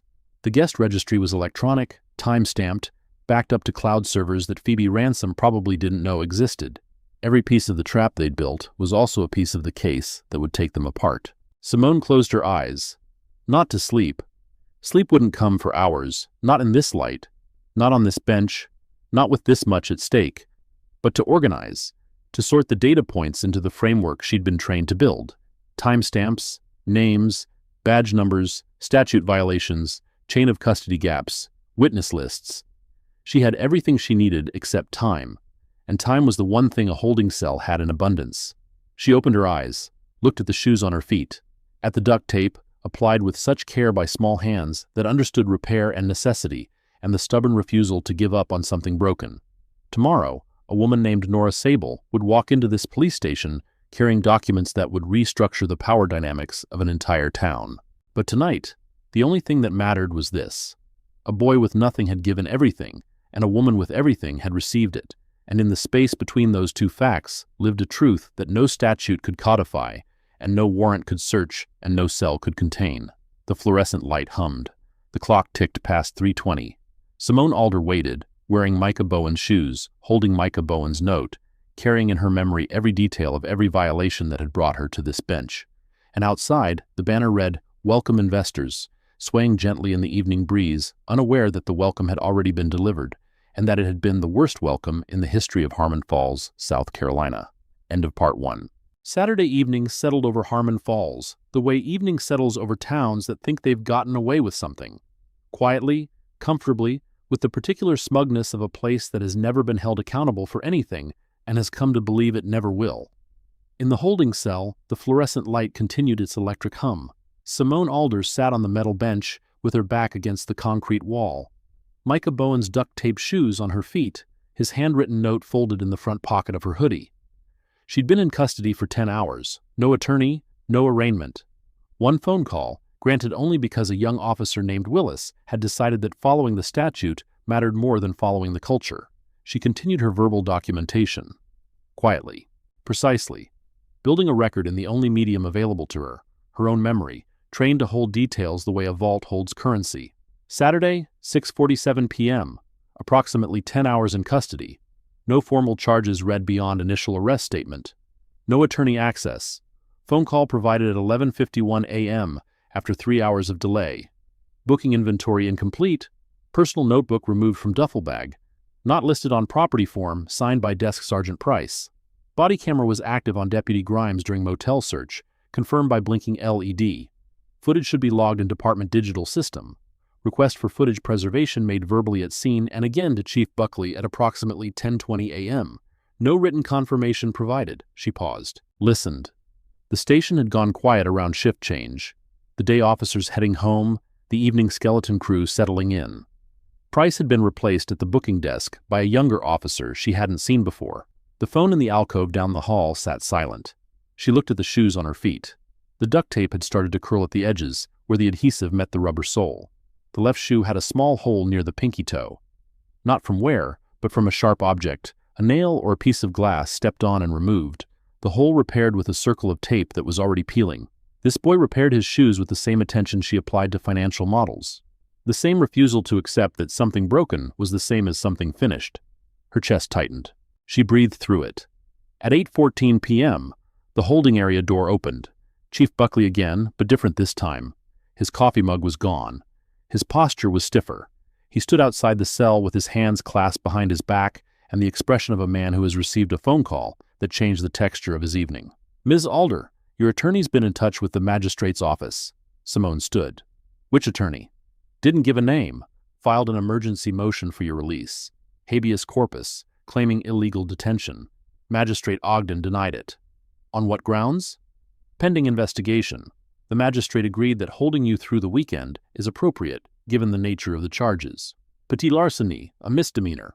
South Carolina Code, Section 17-15-10, sets bail guidelines for misdemeanor offenses. I should have been offered bail within hours. Buckley's jaw worked. The statute citation was correct, and they both knew it. Holding a misdemeanor suspect without bail for an entire weekend wasn't just aggressive. It was the kind of procedural overreach that looked intentional when reviewed by anyone with legal training. Magistrate's decision. Take it up with him Monday. I will, through counsel, and through a formal complaint with the South Carolina Judicial Conduct Commission, since the magistrate who signed the search warrant, the warrant issued 9 minutes before the victim's report, is the same magistrate denying my release. That's a conflict of interest under Canon 3 of the South Carolina Code of Judicial Conduct. The words landed in the hallway, like stones dropped into still water. Buckley's expression didn't change, but something behind his eyes recalculated. Canon 3, Judicial Conduct Commission. These were not phrases that drifters used. These were not references that came from watching legal dramas on television. These were the tools of someone who operated inside the system, or had operated inside it, at a level that Buckley couldn't reconcile with the woman standing in his holding cell, in a hoodie and a child's shoes. Who are you? The question came out before he could stop it. Not the administrative version. Not state your name for the record, but the real question. The one that meant, why do you know what you know, and why am I suddenly afraid of the answer? Simone looked at him. She held his gaze for 3 full seconds, then she sat back down on the bench. I'm the woman in your holding cell, Chief. That's all you need to know right now. He left. The door closed. The fluorescent light hummed. But the evening wasn't done with her yet. At 9:08 p.m., the holding area door opened for the 3rd time. Deputy Grimes. Off duty now. Jeans, polo shirt, boots, but carrying a manila folder that said he hadn't come to check on her welfare. His body camera was absent. No blinking red LED. No record. Just a deputy and a detainee and whatever happened between them in a hallway with no windows. Comfortable, Ms. Alder? She didn't stand. Didn't respond to the sarcasm. She looked at the folder in his hand. You're off duty. You shouldn't be in the holding area without authorization. I'm wrapping up paperwork, part of the job. He opened the folder, pulled out a single sheet, slid it through the gap in the bars with the casual efficiency of someone delivering a menu. Voluntary statement form?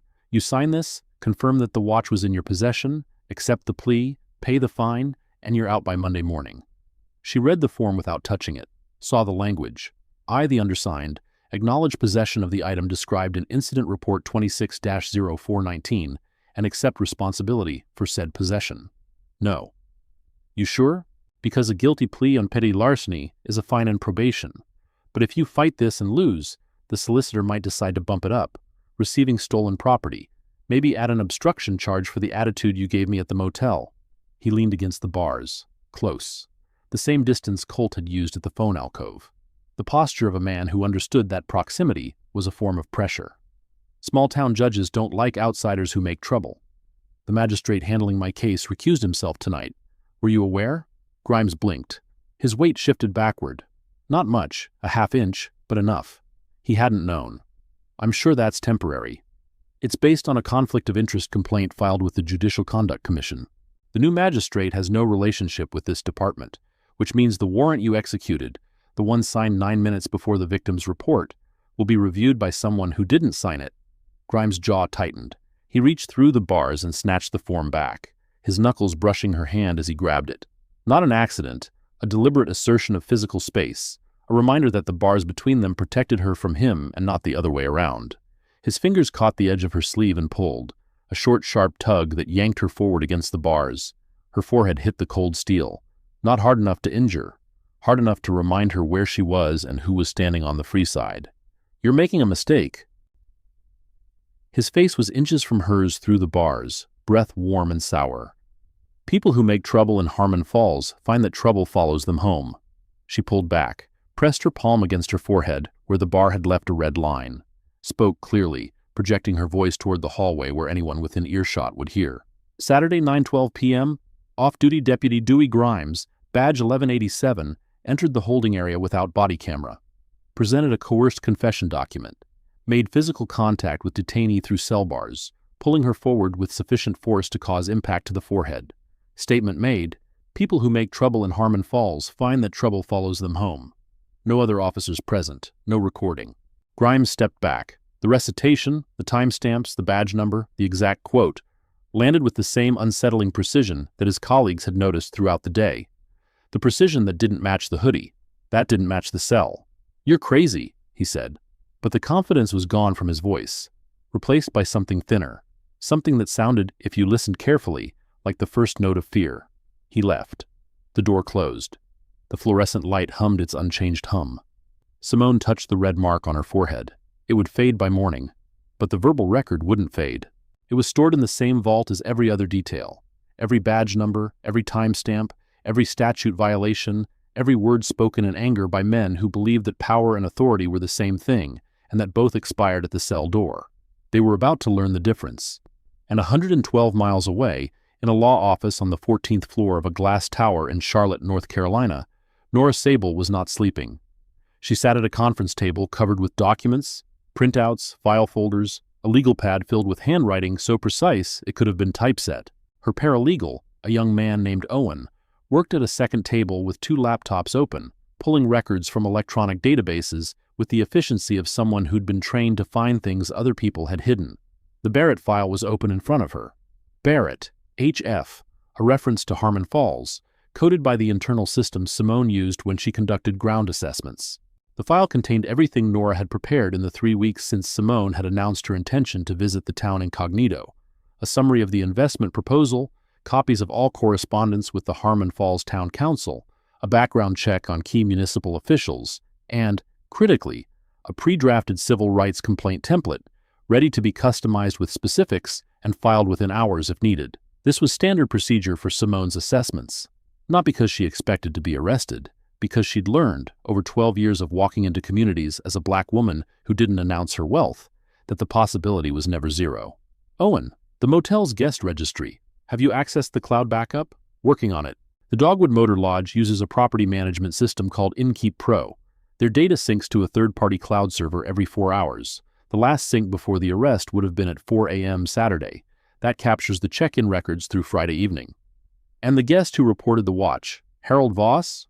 Owen pulled up a screen. Harold Voss, room 4. Credit card charge processed at 9:32 a.m. Saturday. That's the check-in timestamp. The system doesn't lie. It's tied to the credit card authorization, which creates a bank record independent of anything the motel can alter. So Voss checked in at 9:32. Phoebe Ransom's affidavit says the watch was reported stolen at 7:15. 2 hours and 17 minutes before the guest arrived. Nora circled the discrepancy on her legal pad, drew a line from it to the warrant, signed at 8:22 a.m., drew another line to the arrest, 8:47 a.m. The entire chain, report, warrant, search, arrest, had been constructed around a timeline that was physically impossible. The watch couldn't have been reported stolen by a guest who wasn't there yet. File the amended complaint with the U.S. Attorney's Office, District of South Carolina. Add the timeline analysis. Flag it for civil rights review under 18 U.S.C. Section 242. And contact the South Carolina Law Enforcement Division. Request a preliminary review of the arrest procedures. I want SLED aware of this before Monday morning. Owen nodded, started typing. Nora pulled up another document, the body camera policy for Harmon Falls PD, obtained through a public records request filed 6 months ago as part of the investment due diligence.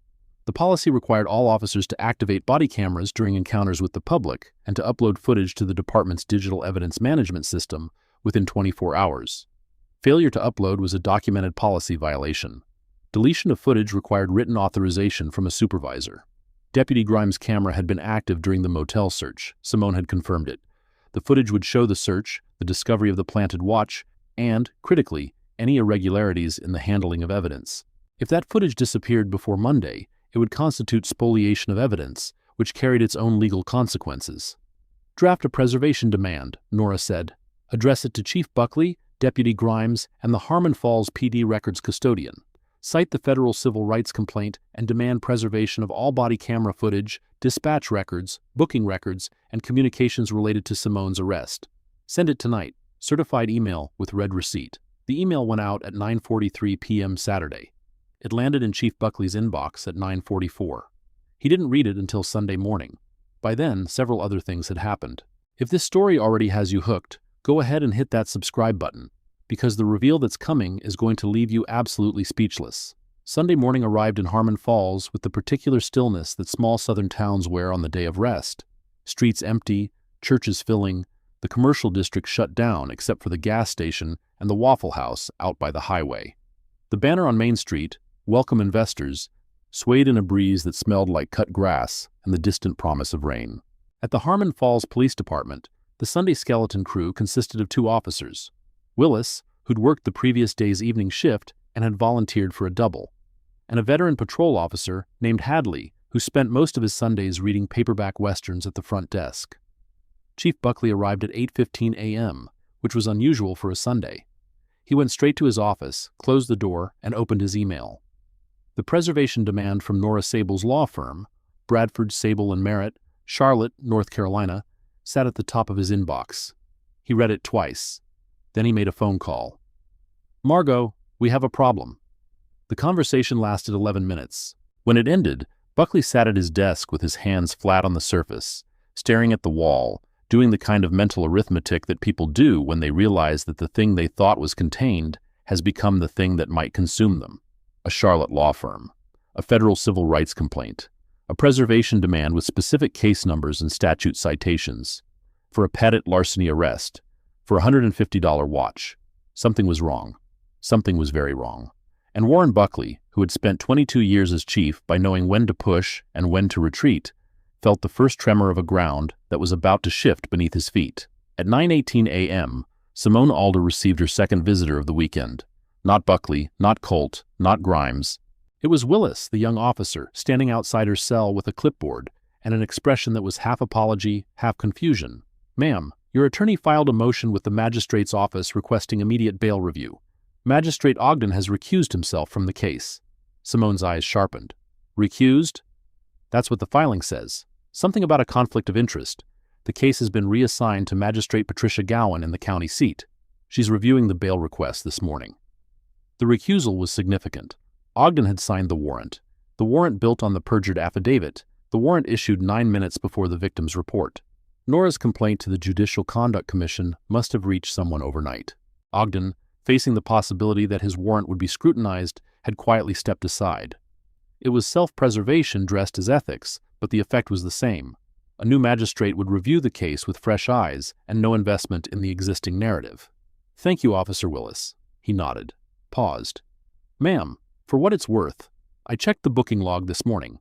Your property inventory is missing an item. A leather notebook was removed from your bag during processing, but it's not on the inventory form." Simone looked at him. He was young, mid-20s, probably 2 years on the force, still new enough to believe that the rules meant something, and still naive enough to say so out loud.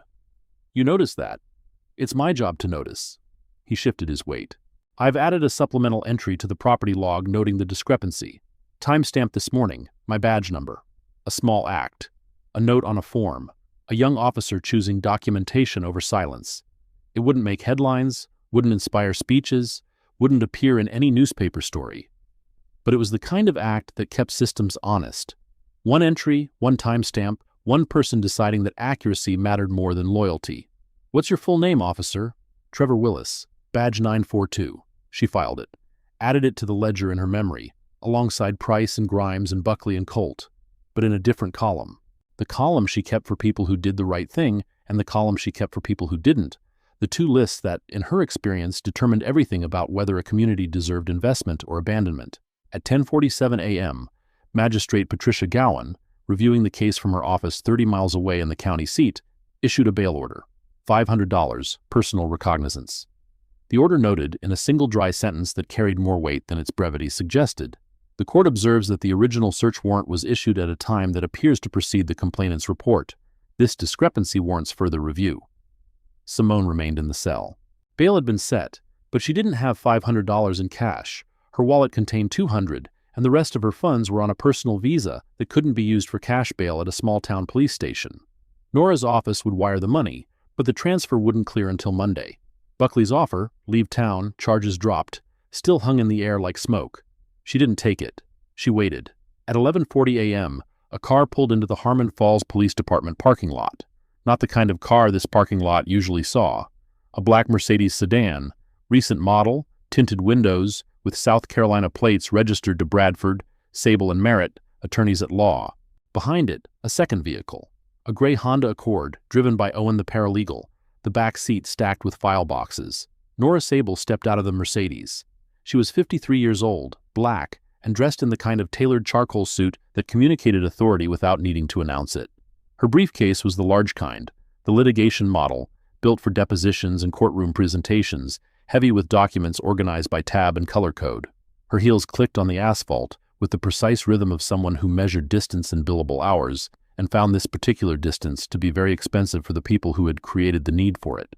She entered the station. Hadley, the desk officer, looked up from his paperback Western. "Help you?" "I'm here to see my client, Simone Alder. I'm her attorney." She placed a business card on the counter. Nora Sable, partner, Bradford, Sable and Merritt. Below the name, in smaller type, corporate litigation, civil rights, federal practice.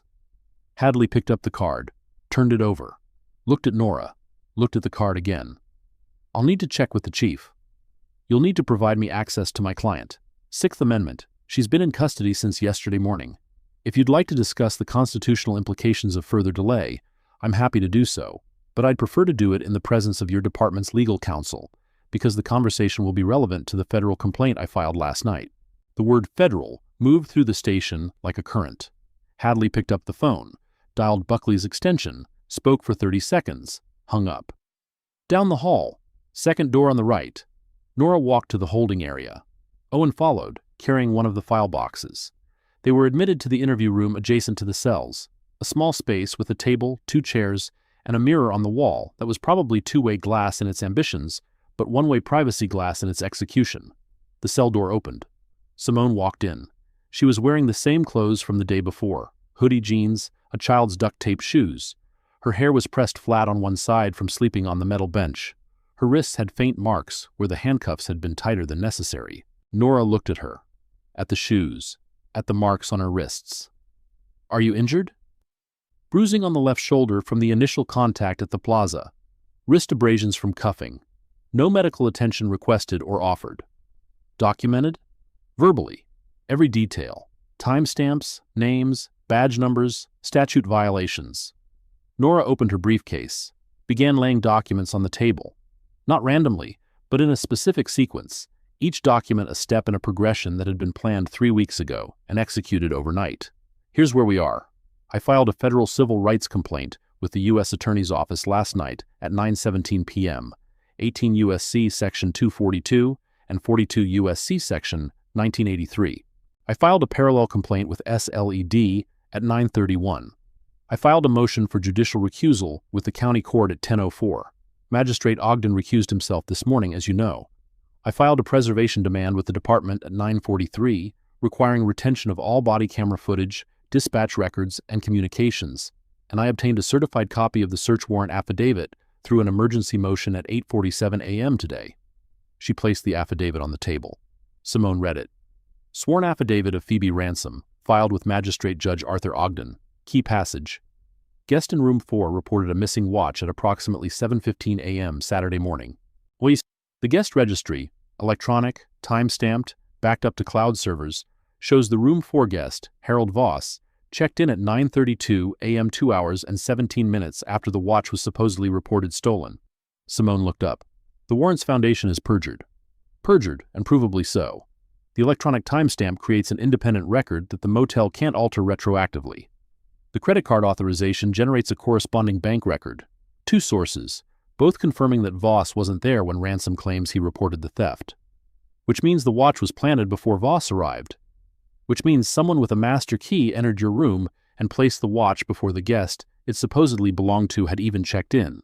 The entire chain, report, warrant, search, arrest, was constructed in advance, premeditated.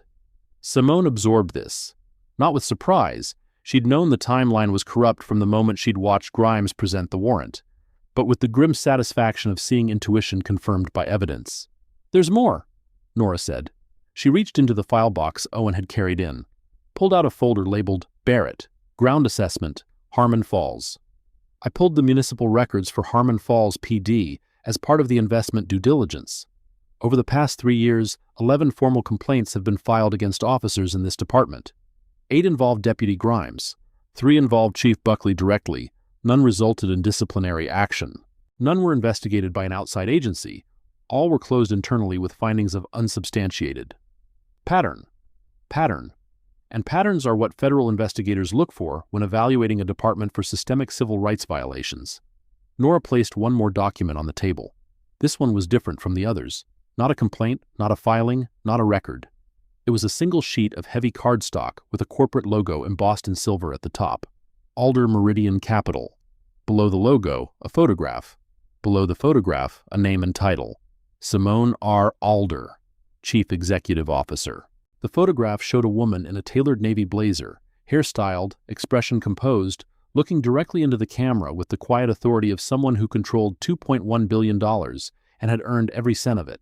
The same woman who was sitting in this interview room in a hoodie and a child's duct-taped shoes. Nora placed the corporate ID on the table next to the affidavit.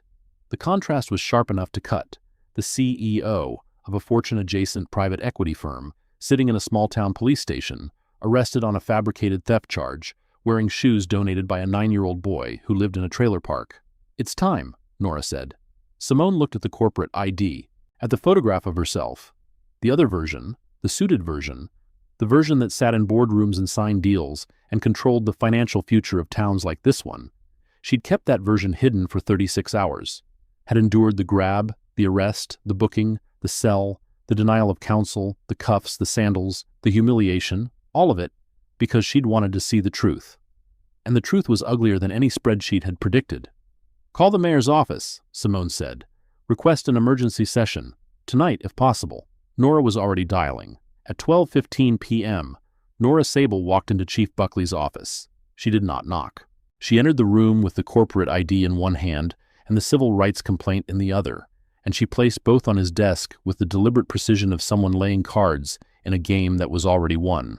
Buckley looked at the corporate ID, read the name, read the title, looked at the photograph, looked at Nora, looked at the ID again. The color drained from his face in stages, first the cheeks, then the forehead, then the neck, a progressive blanching that traveled downward like water receding from a shore. His mouth opened, closed, opened again. There must be some kind of... Chief Buckley. Nora's voice was the temperature of a steel rail in January. Your department arrested the CEO of Alder Meridian Capital, the company your town has been courting for 8 months, the company whose $40 million investment was scheduled to be finalized next Tuesday. You held her for 36 hours on fabricated charges supported by a perjured affidavit. Your officers denied her timely access to counsel. An unauthorized civilian physically assaulted her while she was in your custody, twice, and the search warrant used to justify her arrest was signed 9 minutes before the crime was reported. She placed the affidavit comparison sheet on his desk, side by side, the warrant timestamp and the guest registry timestamp, the 2-hour gap highlighted in yellow. There is no misunderstanding. Buckley reached for his phone. His hand was shaking. He dialed a number, waited, hung up when it went to voicemail. Dialed another. Gil, it's Warren. We need to talk. Now. No. Now. Get to the station. Nora stepped back. My client is being released on the bail order issued by Magistrate Gowan this morning. I've posted the $500 with your desk officer. She'll be out within the hour. And Chief, the body camera footage from Deputy Grimes' search of Room 6 at the Dogwood Motor Lodge. If that footage is not available for review by SLED investigators within 48 hours, I will add spoliation of evidence to the federal complaint. Do you understand? He understood. She could see it in the way his hands flattened on the desk, pressing down as though trying to keep the surface from tilting, trying to hold on to the stability that was cracking beneath him like ice on a warming pond. Nora left the office, walked back to Simone, and at 12:41 p.m. on a Sunday afternoon, after 37 hours in a holding cell, Simone Alder walked out of the Harmon Falls Police Department wearing her own clothes, her own wallet, her own phone, and a 9-year-old boy's duct-tape shoes, which she had not returned because they weren't hers to return yet. They were borrowed, and borrowed things come back with interest. Word traveled through Harmon Falls the way fire travels through dry brush, fast, erratic, consuming everything in its path. Nora's call to the mayor's office had set it in motion. The woman in the holding cell was the investor, the $40 million Save the Town, banner across Main Street, feasibility study and tax incentive investor, the CEO, the money, the future, and they'd arrested her. Margot Tillis found out at 1:12 p.m. when Mayor Gil Embry called to inform her, in a voice that quavered between anger and panic, that her complaint to Colt Jessamine, her call to Deputy Grimes, her coordinated campaign to remove a black woman from a public bench had resulted in the false arrest of the person whose signature was worth more to Harmon Falls than every other signature in town combined. Margot did not respond for 9 seconds. Then she said, "I'll call you back." She did not call back. Phoebe Ransom found out at 1:27 when Grimes called to tell her that the Charlotte law firm had obtained a certified copy of her sworn affidavit and had identified the timestamp discrepancy. Her voice went flat. "I need to talk to a lawyer," she said, and hung up. Deputy Grimes found out the full scope at 1:35 when his union representative called to inform him that a federal civil rights complaint had been filed naming him as a respondent and that he should not speak to anyone, not Buckley, not Phoebe, not the press, without counsel present. Colt Jessamine found out at 1:58 when Buckley called to tell him his reserve deputy status was suspended effective immediately and to stay away from the station. Colt said 2 words, "That's unfair," and hung up. He did not seem to understand what was happening. He would not understand for several more days, by which point the understanding would be accompanied by a formal notification from SLED that he was under investigation for assault on a person in custodial care. The emergency town council session was convened for 5 p.m. Sunday. The council chamber occupied the 2nd floor of Harmon Falls Town Hall, a room designed for audiences of 30 that was now packed with over 100. Folding chairs had been set up in the aisles. People stood along the walls. Curtis Payne was there, in a clean shirt, sitting near the front with the quiet attention of a man who'd been waiting for this moment longer than anyone knew. Odessa Bowen sat 2 rows behind him, Micah beside her, the boy's bare feet tucked under the chair because he'd given his shoes away and hadn't asked for them back. Local press occupied the front row. The Harmon Falls Weekly Reporter, a stringer for the Columbia State newspaper who'd driven 90 minutes after seeing the federal filing, and a freelance journalist with a podcast about rural justice issues who'd picked up the story from a social media post. No television cameras yet. That would come later. Mayor Gil Embry sat at the center of the raised platform, flanked by 4 council members. He was 61 years old, white, silver-haired, wearing a suit that he'd put on in a hurry. The tie slightly crooked, the jacket buttoned wrong. He'd been mayor for 2 terms, elected on a platform of economic revitalization, and the irony of his situation was not lost on him. The economic revitalization he'd staked his career on had just been jeopardized by the people he'd hired to keep the town safe. Nora Sable addressed the council. She stood at the public comment podium, briefcase open on the table beside her, documents arranged in the order she intended to deploy them. Her voice was calm, precise, and devastating. Members of the council, my name is Nora Sable. I represent Simone Alder, Chief Executive Officer of Alder Meridian Capital. Ms. Alder traveled to Harmon Falls on Friday to conduct a personal evaluation of the town before finalizing a $40 million development investment. She arrived on foot after her vehicle broke down on Route 9. She was not carrying corporate identification. She was not announced. She came to see the town as it actually is, not as it presents itself to investors. She paused. Let the room absorb the first layer. What she found was this. Within hours of her arrival, she was physically grabbed and removed from a public bench by a private security guard with no legal authority. She was reported to police by the president of the Business Association for the offense of sitting in a public space. She was subjected to a pretextual field interview by a deputy who cited a loitering ordinance he could not produce. She was denied service at a motel where she was a paying guest. She was framed for theft through the planting of a stolen watch in her bag, a watch placed there by someone with a master key to her room, and arrested on a warrant signed 9 minutes before the victim reported the crime. She placed the affidavit comparison sheet on the podium, read the timestamps aloud, read the guest registry entry, read the 2-hour gap. The sworn affidavit of Phoebe Ransom, filed with Magistrate Judge Arthur Ogden, states that the guest in room 4 reported a missing watch at approximately 7:15 a.m. Saturday. The motel's electronic guest registry, time-stamped, backed up to cloud servers maintained by Inkeep Pro, a third-party vendor, shows that the room 4 guest, Harold Voss of Columbia, South Carolina, checked in at 9:32 a.m. Over 2 hours after the watch was supposedly reported stolen. The watch could not have been reported missing before the guest who owned it had arrived at the property. The room was silent. The kind of silence that has weight, that presses down on shoulders and squeezes throats and makes people aware of their own breathing. Ms. Alder was held for 36 hours. She was denied timely access to an attorney. She was physically assaulted by a private security guard who had been given access to the holding area despite having no sworn authority. Her personal property was improperly inventoried. A leather notebook was removed from her belongings and not logged on the property form. And when she requested that body camera footage be preserved, the request was ignored. Nora looked at the council, at each face in turn, Embry, the 4 members, the audience behind them. My firm has filed a federal civil rights complaint under 18 U.S.C., Section 242 and 42 U.S.C. Section 1983. The South Carolina Law Enforcement Division has been notified and has opened a preliminary review. The U.S. Attorney's Office for the District of South Carolina is evaluating the complaint, and Magistrate Ogden has recused himself from the case after my office flagged the conflict of interest in his signing the warrant and then denying Ms. Alder's bail review. She closed the folder, placed her hands flat on the podium.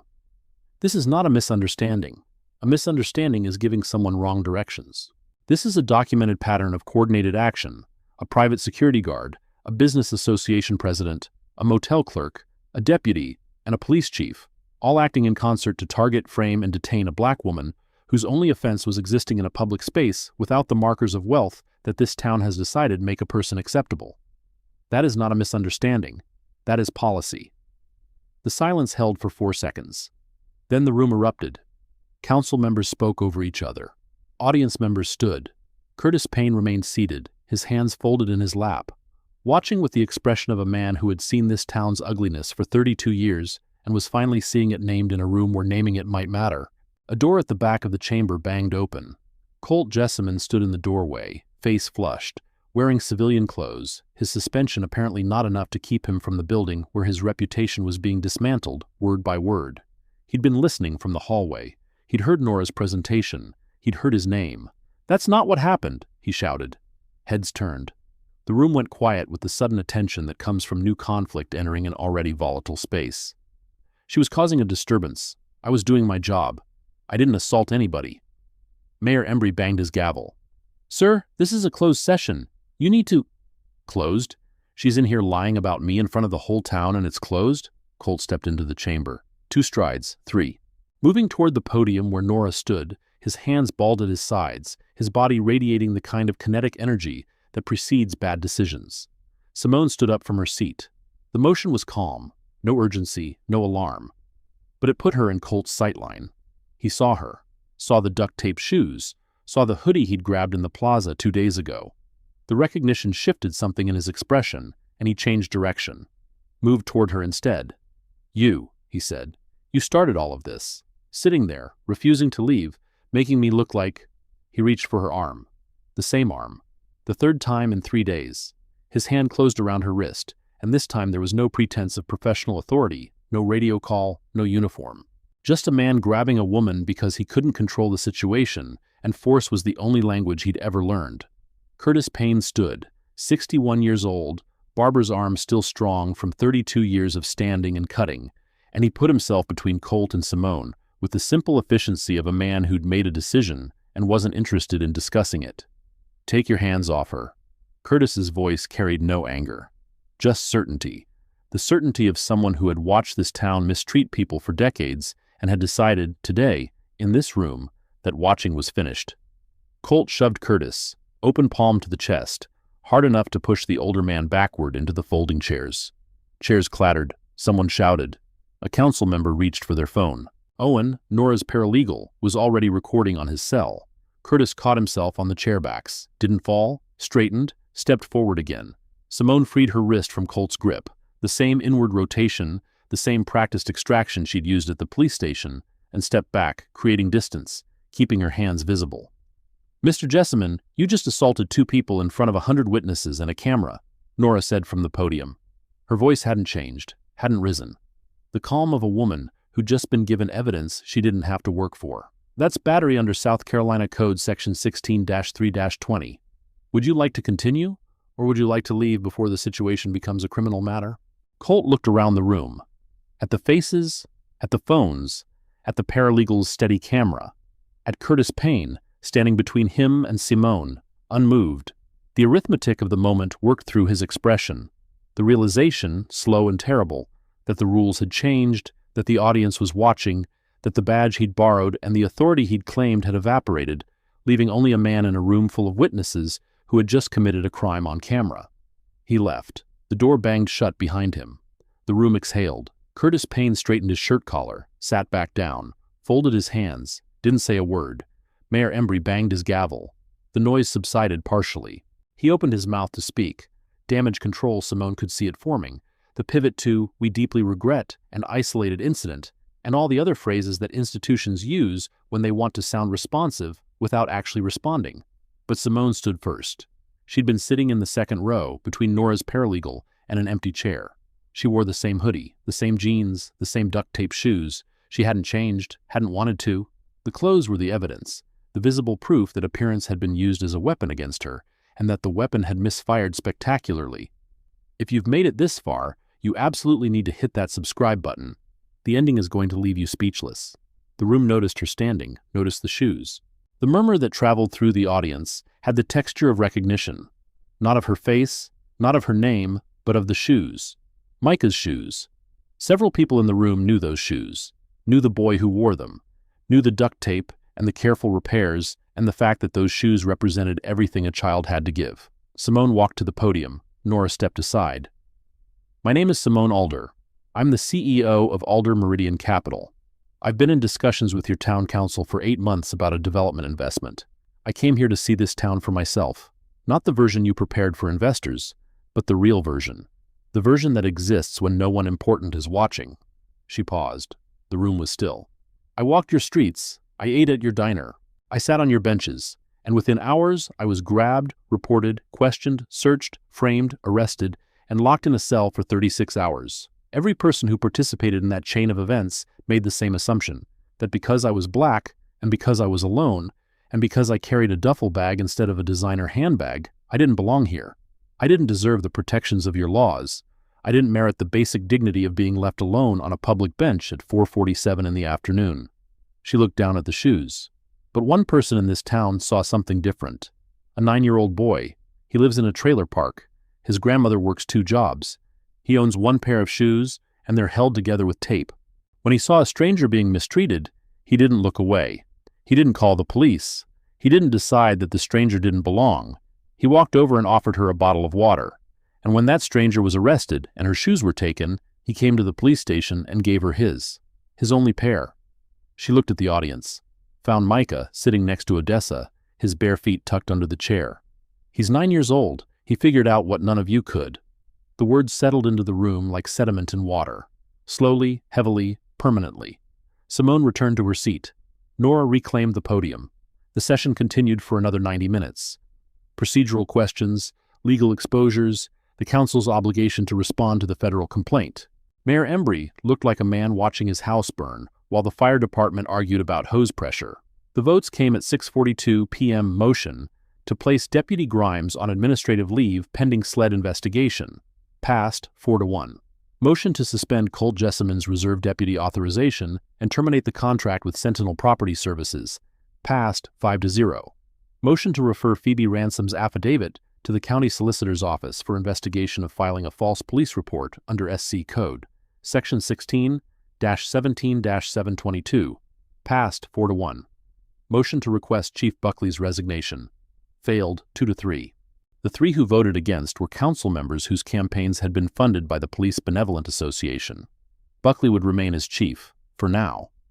But the preservation demand, the federal complaint, and the SLED investigation would hang over his office like weather that never cleared. Not everything the room wanted, not everything justice required, but movement. The kind of institutional shift that seemed impossible 48 hours ago, but became inevitable once the evidence reached people who couldn't ignore it. After the session, in the parking lot behind Town Hall, Simone stood beside Nora's Mercedes and looked at the town she'd come to evaluate. Main Street was visible from here, the boarded storefronts, the banner, the plaza where Colt's hand had landed on her shoulder 30 hours ago.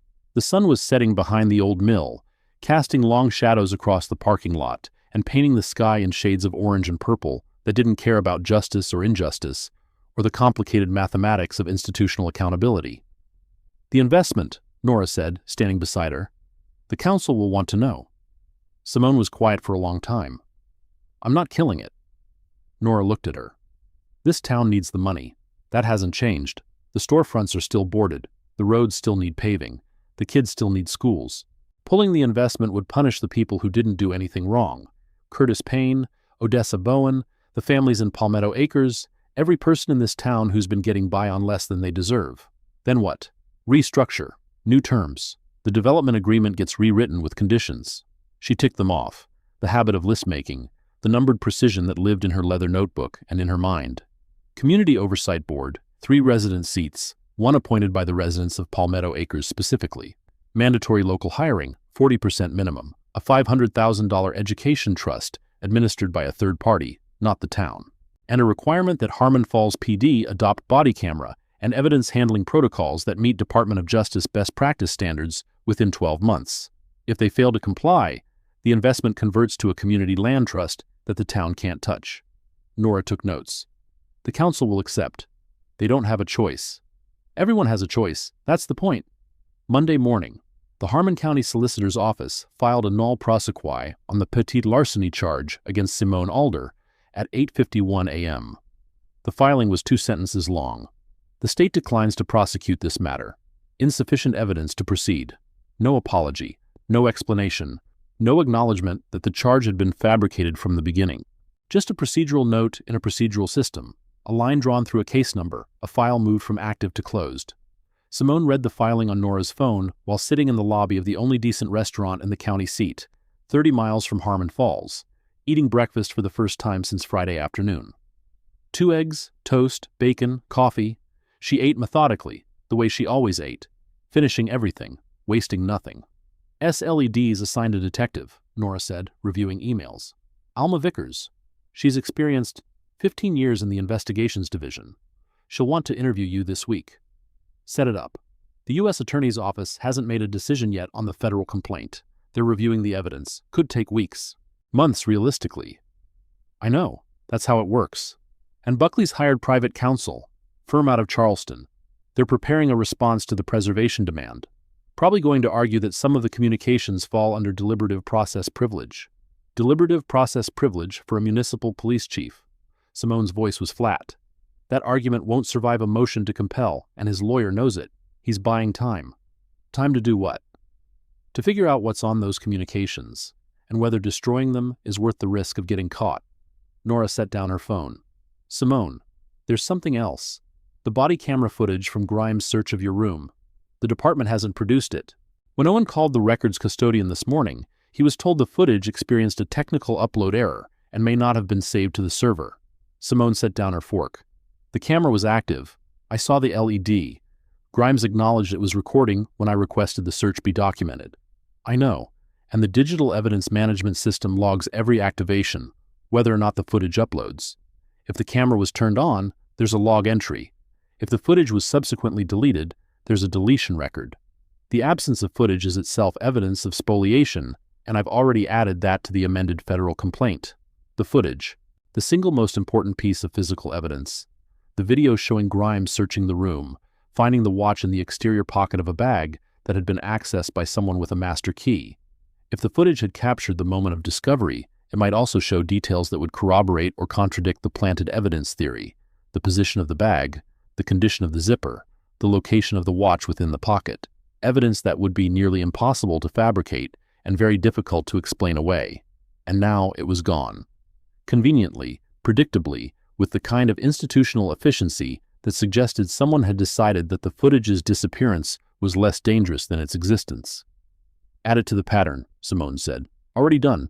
Monday afternoon, after the solicitor's filing and before the sled detective's arrival, Simone did the thing she'd been thinking about since Saturday afternoon. Since the shoes, since the note. A black sedan, Nora's Mercedes, turned off Main Street onto the gravel road that led to Palmetto Acres. The tires crunched on red clay and loose stone. The mailboxes passed one by one, rusted and familiar. The pine trees stood silent. The air smelled like summer and poverty and the particular sweetness of honeysuckle growing wild on a fence that nobody maintained. Unit 7. The wooden step that Odessa Bowen had built from scrap lumber. The door with the screen that had a patch near the bottom where something had pushed through and been repaired. Simone knocked. Odessa opened the door. She was still in her laundromat uniform. She'd worked the morning shift, same as every morning, because bills didn't pause for town scandals and washing machines didn't care about federal complaints. Her face registered surprise, then recognition, not of Simone's corporate identity, but of the woman from the council session. The woman in the hoodie, the woman wearing her grandson's shoes. Ms. Bowen, my name is Simone Alder. Your grandson gave me his shoes when nobody else in this town would give me the time of day. Odessa looked at her for a long moment, at the hoodie, at the shoes, at the woman wearing them, standing on her porch in her trailer park, with a shopping bag in one hand and an expression that was neither pitying nor patronizing, but something rarer and more difficult. Gratitude. I know who you are, Odessa said. Whole town knows. Come in. The trailer was small and clean in the way that spaces are clean when the person maintaining them takes pride in what they have, however little it is. A kitchen table with 3 chairs, one for Odessa, one for Micah, one for company that rarely came. A countertop wiped until the laminate shone. A refrigerator with a school calendar and a drawing Micah had made. A house with a red door, a tree, a sun, the universal architecture of a child's hope. Micah appeared from the back hallway. He was wearing socks, no shoes. He'd been wearing socks since Saturday, walking to school on Monday in socks because his shoes were on the feet of a woman he'd given them to, and he hadn't asked for them back. He saw Simone, saw the shoes on her feet. His face broke into a smile that had nothing to do with the corporate identity, or the $40 million investment, or any of the things that had made his town famous overnight. He smiled because the lady from the bench was okay. She was standing. She was out of the cell. She was here. Simone set the shopping bag on the table. Inside, a pair of sneakers. New. Quality brand. The kind Micah had seen in the windows of stores in the county seat when Odessa took the bus for errands. Stores they walked past without entering because the prices inside were a different language. These are for you, Simone said. Micah looked at the sneakers. Then he looked at his old shoes on Simone's feet. He reached out and touched the new shoes, ran his fingers along the laces, the sole, the stitching, handled them with the reverence of a child who understands the difference between needing and having. Then he set them down. These ones are fine, he said, pointing at his old shoes on Simone's feet. Give the new ones to somebody who needs them. Simone stared at him. Odessa put a hand over her mouth. The boy was 9 years old. He had no shoes. He was being offered shoes. Good shoes. Shoes that would last. And he was turning them down, not because he didn't want them, but because somewhere in the wiring of his 9-year-old moral architecture, the reflex to give was stronger than the reflex to take. Simone knelt, put herself at his eye level.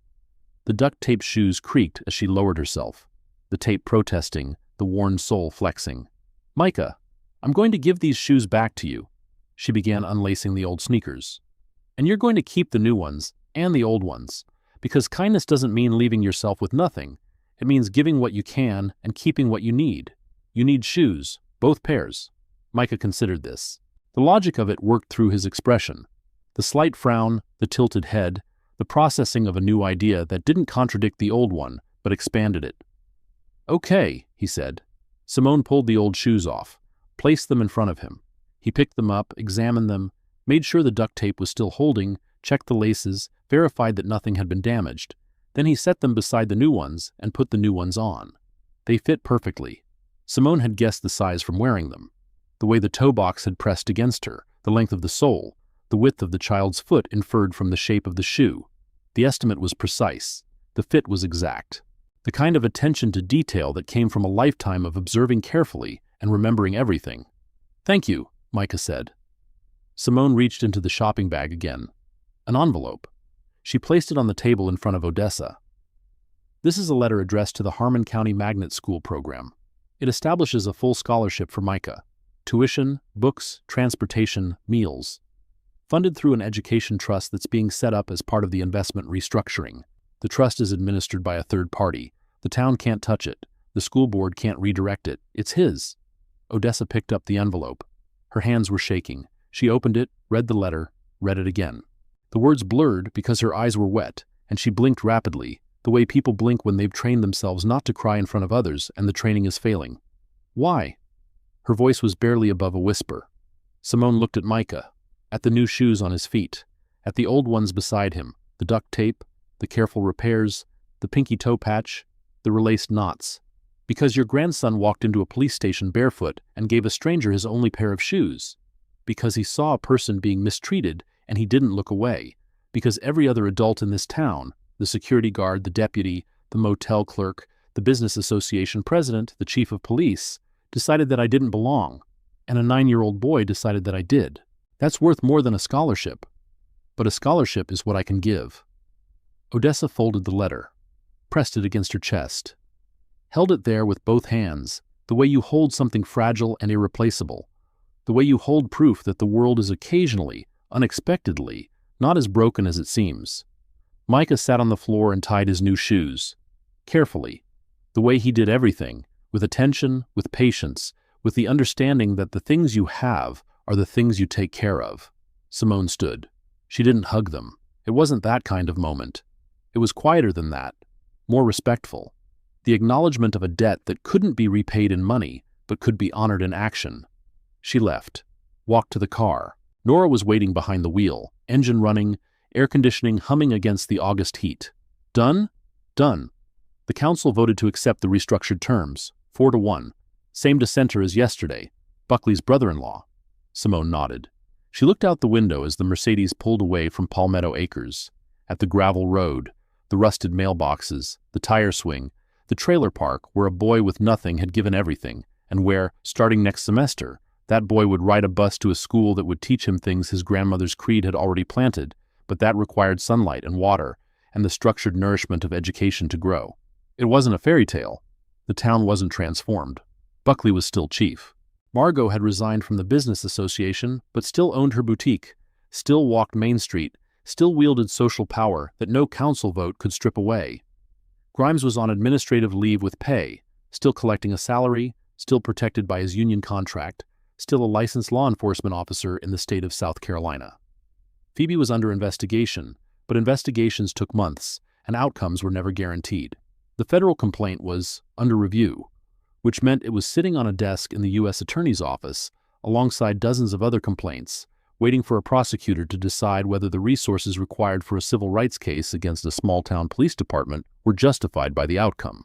The body camera footage was still missing.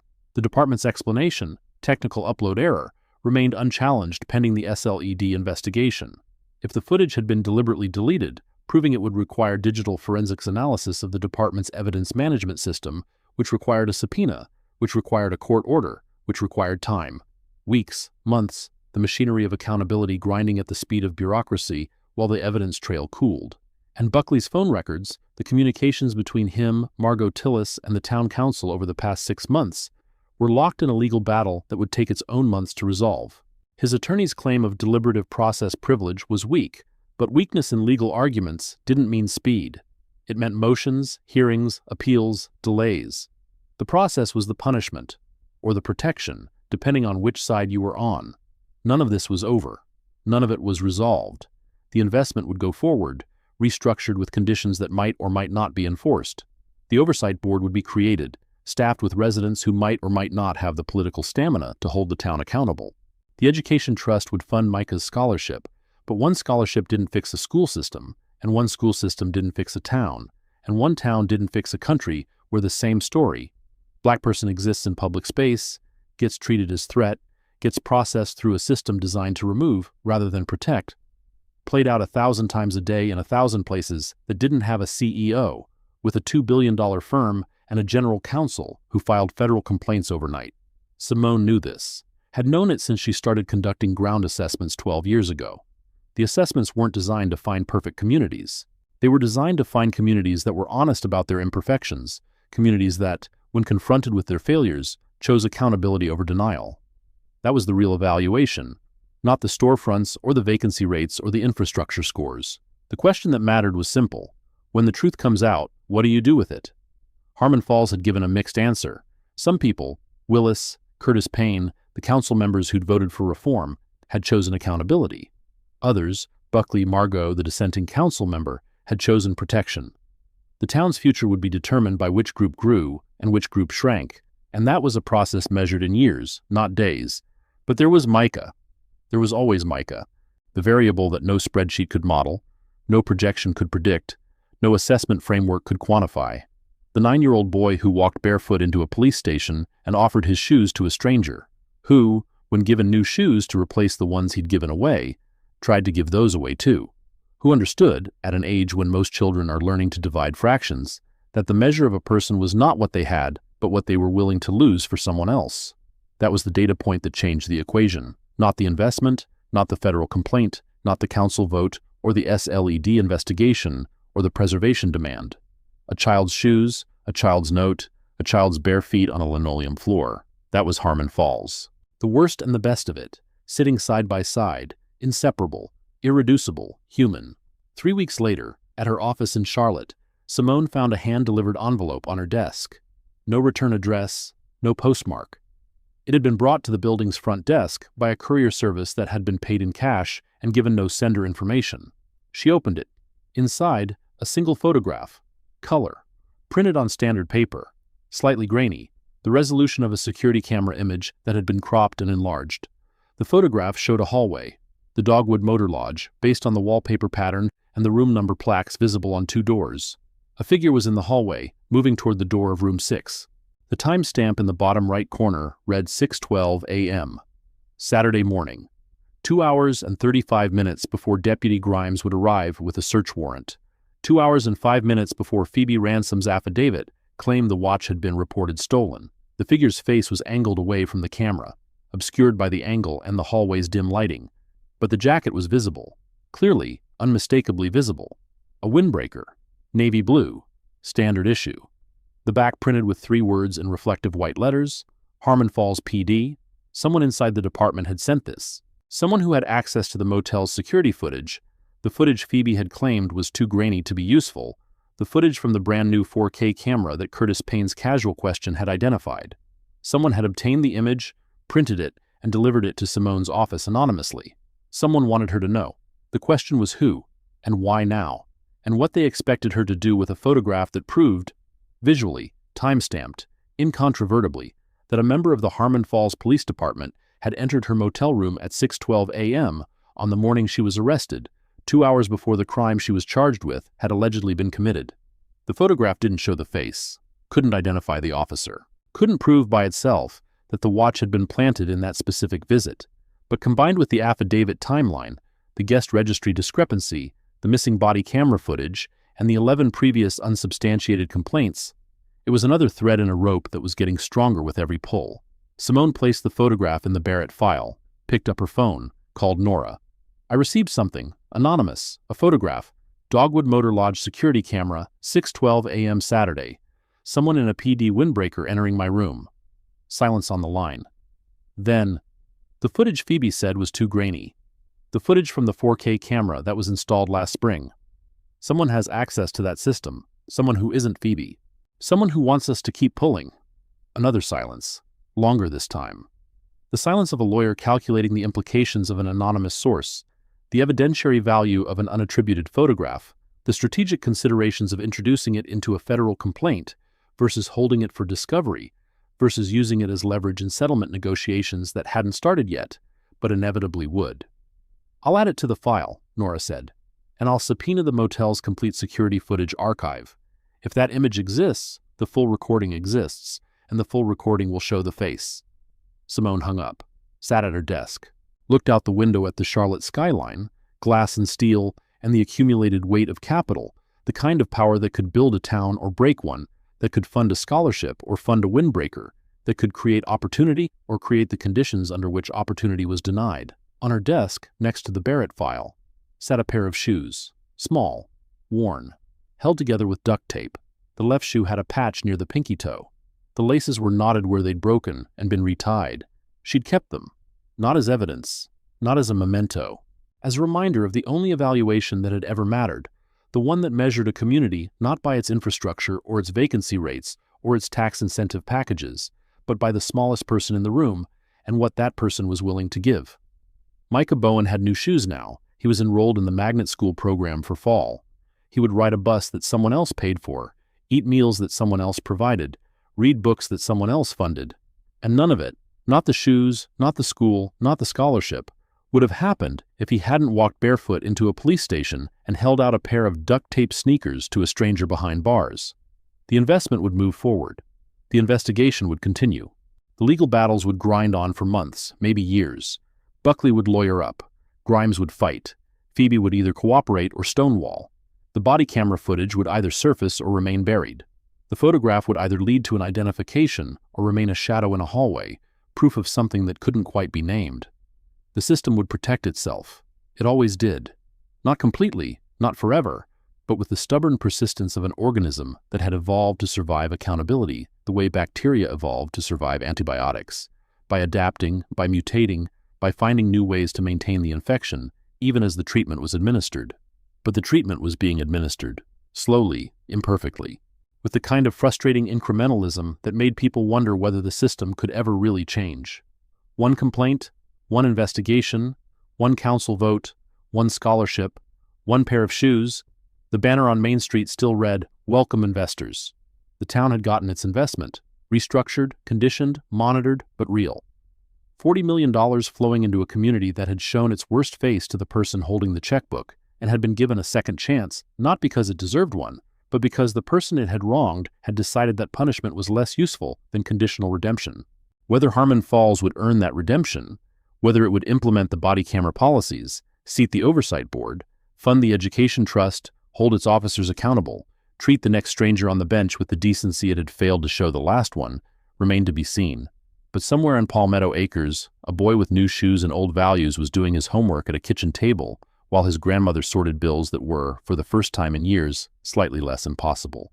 And somewhere in Charlotte, a woman who controlled billions sat at her desk looking at a pair of duct-taped sneakers and remembering what it felt like to have nothing and be given everything by someone who had even less. The fluorescent light in the Harmon Falls holding cell still hummed. The banner still swayed. The boarded storefronts still waited for renovation. The gravel road to Palmetto Acres still needed paving. But the shoes had been given, and the knock had come. And the story, like all stories about the distance between what communities promise and what they deliver, between what power takes and what kindness returns, was not over. It was just beginning. End of part 2. Thank you for taking the time to watch this video today. If you found the content helpful, please remember to like and subscribe so you won't miss our upcoming episodes. If you have any questions or suggestions, feel free to leave a comment below. We are always here to listen.